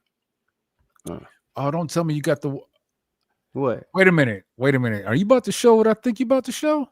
What was I about to show? I'm gonna wait and see if that's what I'm seeing on the screen. You got a picture right there to the right. Where are you talking about? Here? Yeah. Yeah. Although I can't tell if them soldiers are melanated or not. It's too small. Yeah, they are. They just they tried to whitewash them, but yeah, these is all black guys. Right. That's what. Yeah. Okay. This is the Norman conquest and invasion of the British Isles. Yep. This is what they wrote down. When you read that book that we talked about, where it said that it's too circumstantial to make of doubt, this is the concept. This is the thing they was talking about, because they got illustrations such as this one, where it's nothing but a bunch of black soldiers dressed up as Vikings that are in a Viking canoe that happen to pull up on the shores, led by this guy here, William the Conqueror, who is black. That's the fake whitewashed image. They changed the faces of the judges thereof. If Right. not, who and where is he? He changed the face of this guy, this black man right here, William, right, and turned him into a white guy, just like they did with King James and all them other guys. Well, William led these people, right? Knock happens to have a last name that some of these niggas had. I happen to have a last name that some of these niggas had. So I'm just saying, Knock, you might want to come over to the dark side, brother. I'm just saying. But these is more. I got something I got to tell you, but I'm gonna tell you later. All right, but these is more whitewash images, right? Well, some of them. That's white. That's a black guy, right? That's King Harold. This is Siegfried. That's Richard the First. This is Christopher the Second. These are all kings of Denmark, right? These are Scandinavian kings, my people. So they black. That's tribe of Dan. That's where they went right after Greece, right? So that's just a little bit of the little picky pick here and there. You know what I'm saying? Afterwards, you got Byzantine empires. You know what I'm saying? Rulers, mixes of Dan and Judah, from Rome, Greece, Italy, before they leave the land, right? So you got Constantine, you got Emperor Alexius the First, you got this cornball, Manuel the First, and his ugly, pasty, long back wife Maria of Antioch. You got this brother right here. I forgot your name, homie. I don't know how I forgot your name. Gustiano. Emperor Gustiano. The brother Paul. That's Paul, y'all. Pope Gregory. Saint Clement. Peter. This is everybody. Okay? They black. Who these brothers is again? Saint Basil, Saint Gregory, and Saint John of Chrysostom. I believe this is Saint Nicholas, Saint Nick. He had the real one. Not the guy that's coming out the Christmas tree, but the guy they stole the name from. This is King Boris. This is one of the kings of the Primitive dynasty. That's his last name Nigger, but I forget his first name. He was married to one of King James' daughters too. King of Bohemia.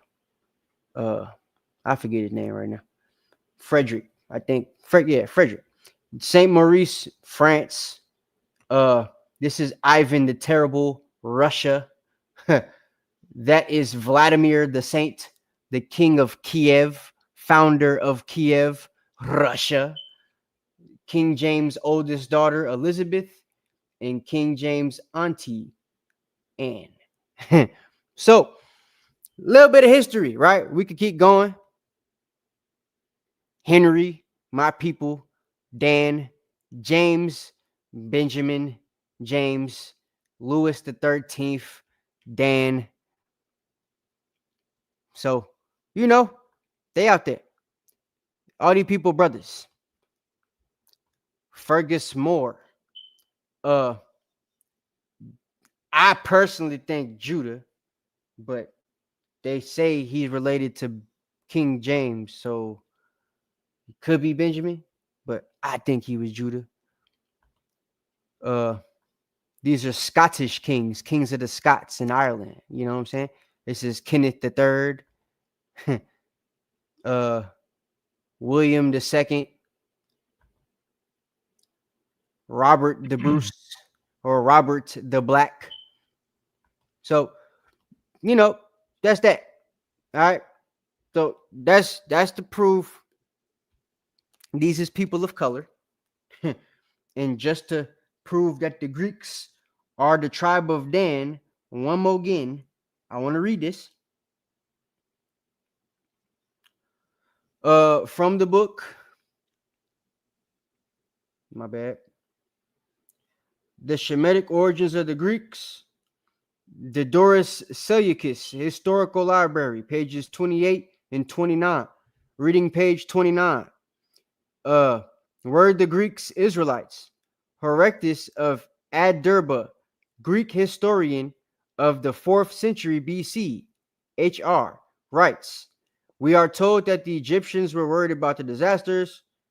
In order to appease the wrath of the gods, they expelled all non-Egyptians, which were the Jews. Some of them were led by Danaus, the tribe of Dan, into Greece, and the rest stayed in Israel with Moses. Right? Historicum Graecorum, 1883, volume 2, page 385. From the book, that book, it reads, even the famous Greek poet Homer called the Greeks the Danites, or the Danans, or the Danans, or the Dorians, which are all variations of the names which they called themselves. And from the historian Cracker Robert Latham, Dr. Robert said, I do not think that the ancient name of the Argive Lacedaemonians, Danans, i.e. the Greeks, is anything different from the name of the Israelite tribe of Dan. We are so accustomed to associating Jews with Palestine and Israel that we forget to note that the Jewish presence elsewhere in the world, due to them being scattered to the four corners of the earth. This is exactly the case with the Danans and the tribe of Dan. This is a quote from the Entomology of Europe, 1852, page 137. All right. So with that, I ain't got nothing else to say. Good night. All praise to the Most High. All praises to the Most High. Well, I hope everyone enjoyed at least getting some understanding from that and seeing what hold on. Can y'all hear me? Yeah. Oh, you can? Hmm? Can you hear the lion roar? I don't hear the lion roaring. Oh, I ain't hear that. Turn it down. You turn it down, Cap? Oh, I did. My bad. I sure did. Because I was hitting like I faded the music out when I came on the screen after my thing came on, because it was it was looping the music. So yeah, because I had already had to turn it back up. My bad. I thought it was my side. My bomb wasn't. I was exploding bombs and missiles and everything when he was talking earlier. My bad. Yeah, my fault. Yeah, it is. So I'm like, man, what happened to that? I got it. I was like, what happened? Yeah, it's my. I was like, I must have really messed up. I didn't realize that's what that was. I just cut the music off. I didn't realize it was the song. There we go, right there. All right, get that lion roaring.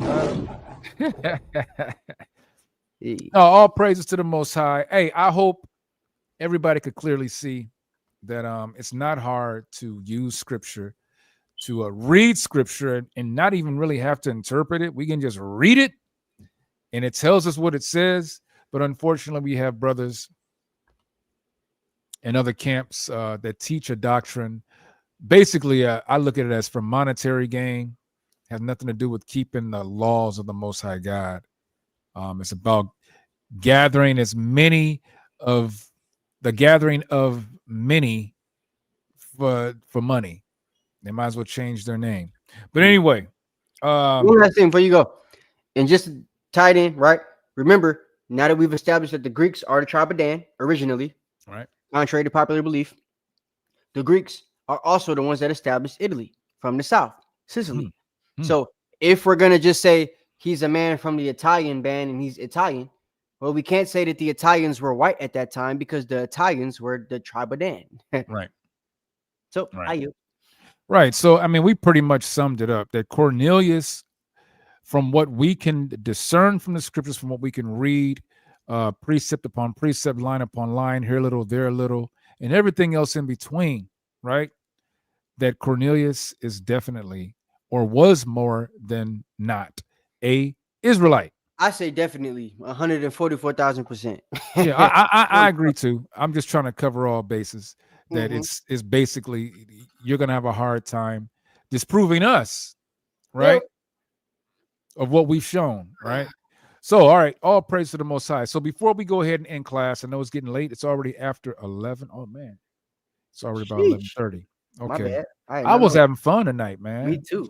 I hope y'all have fun. You know, let me go ahead and pull up our feast day calendar real quick. Hey, this is our feast day calendar. For those who are just now coming or just now visiting Milk Monday, we put a feast calendar up. Make sure you like, share, subscribe. All right. Share this with your family.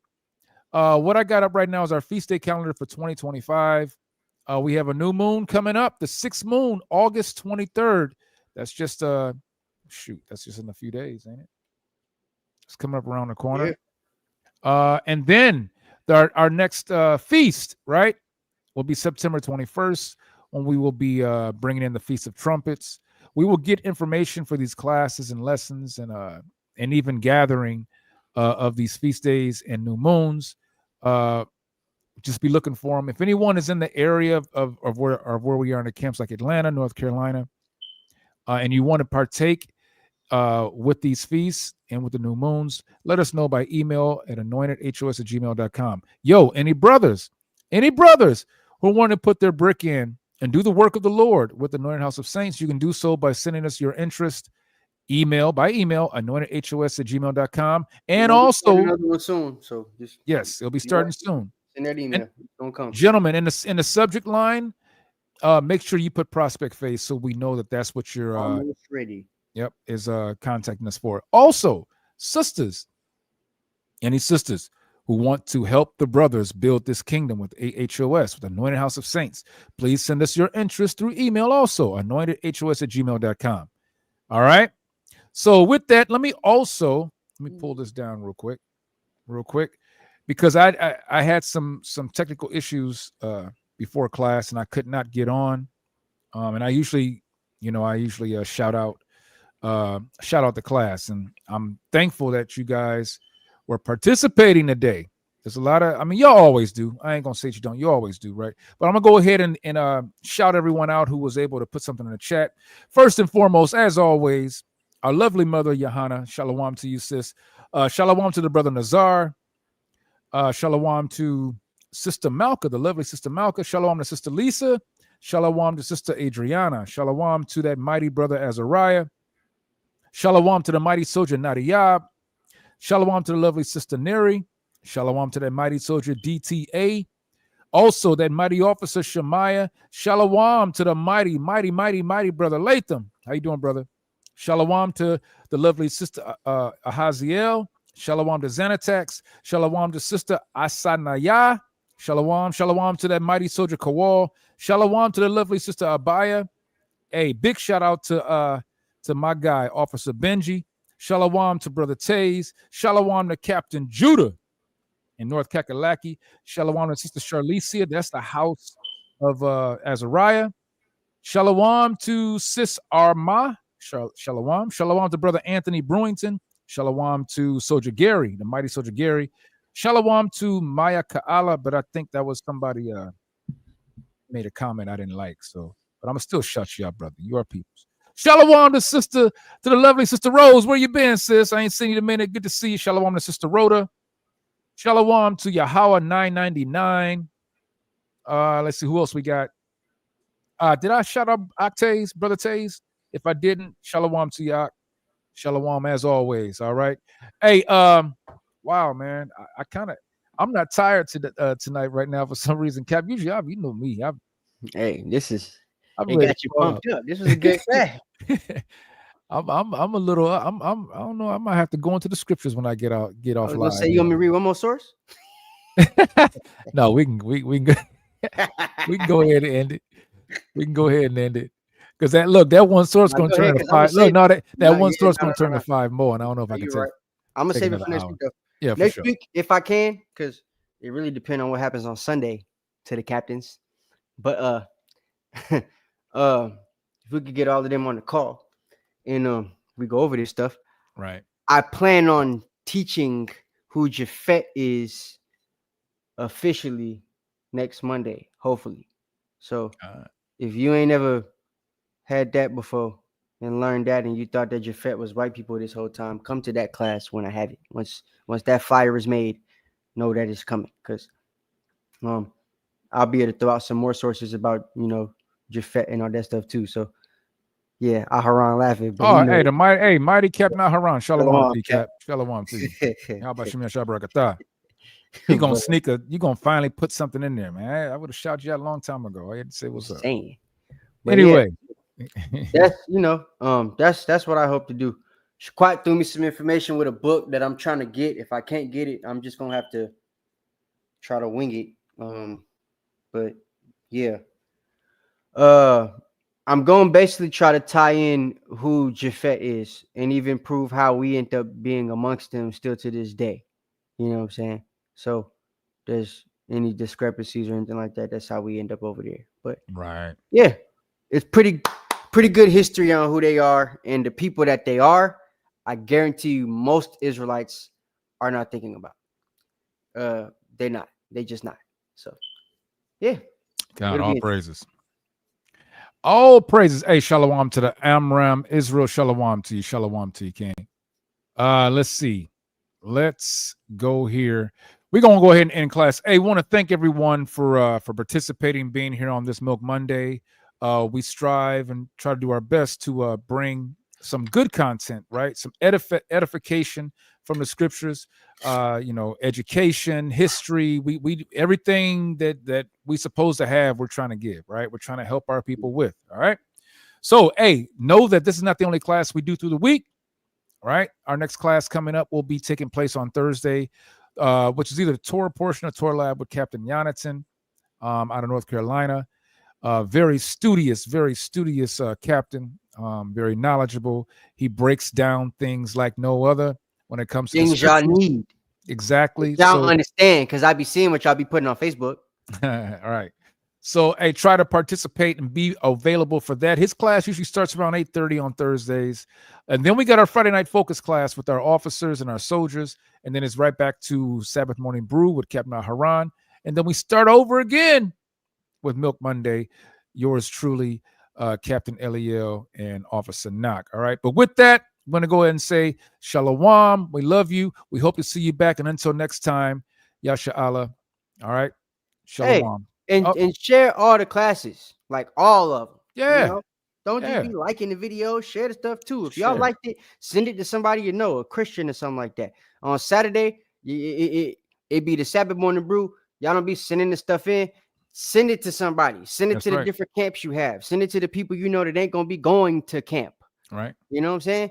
Send this video to people that think Cornelius is a heathen. Right. Like, right. If you know GOCC, send it to them, because they don't talk to me no more. But if you know somebody from their camp, send this to them. Right. And maybe we'll get a bigger camp next week. I don't know. We'll he said maybe we get a bigger camp next week. That's right. You know what I'm saying? All praises to the Most High. All praises to the Most High. So until next Monday, ladies and gents, we will see you next time. All right. Shalom, shalom. This is not a test.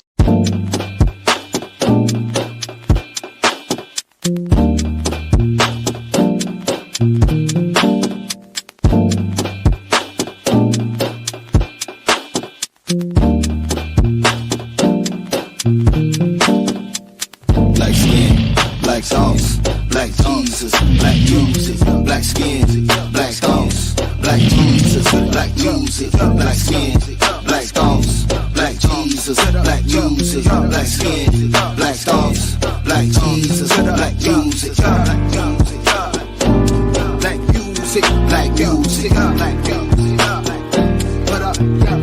black music, black music.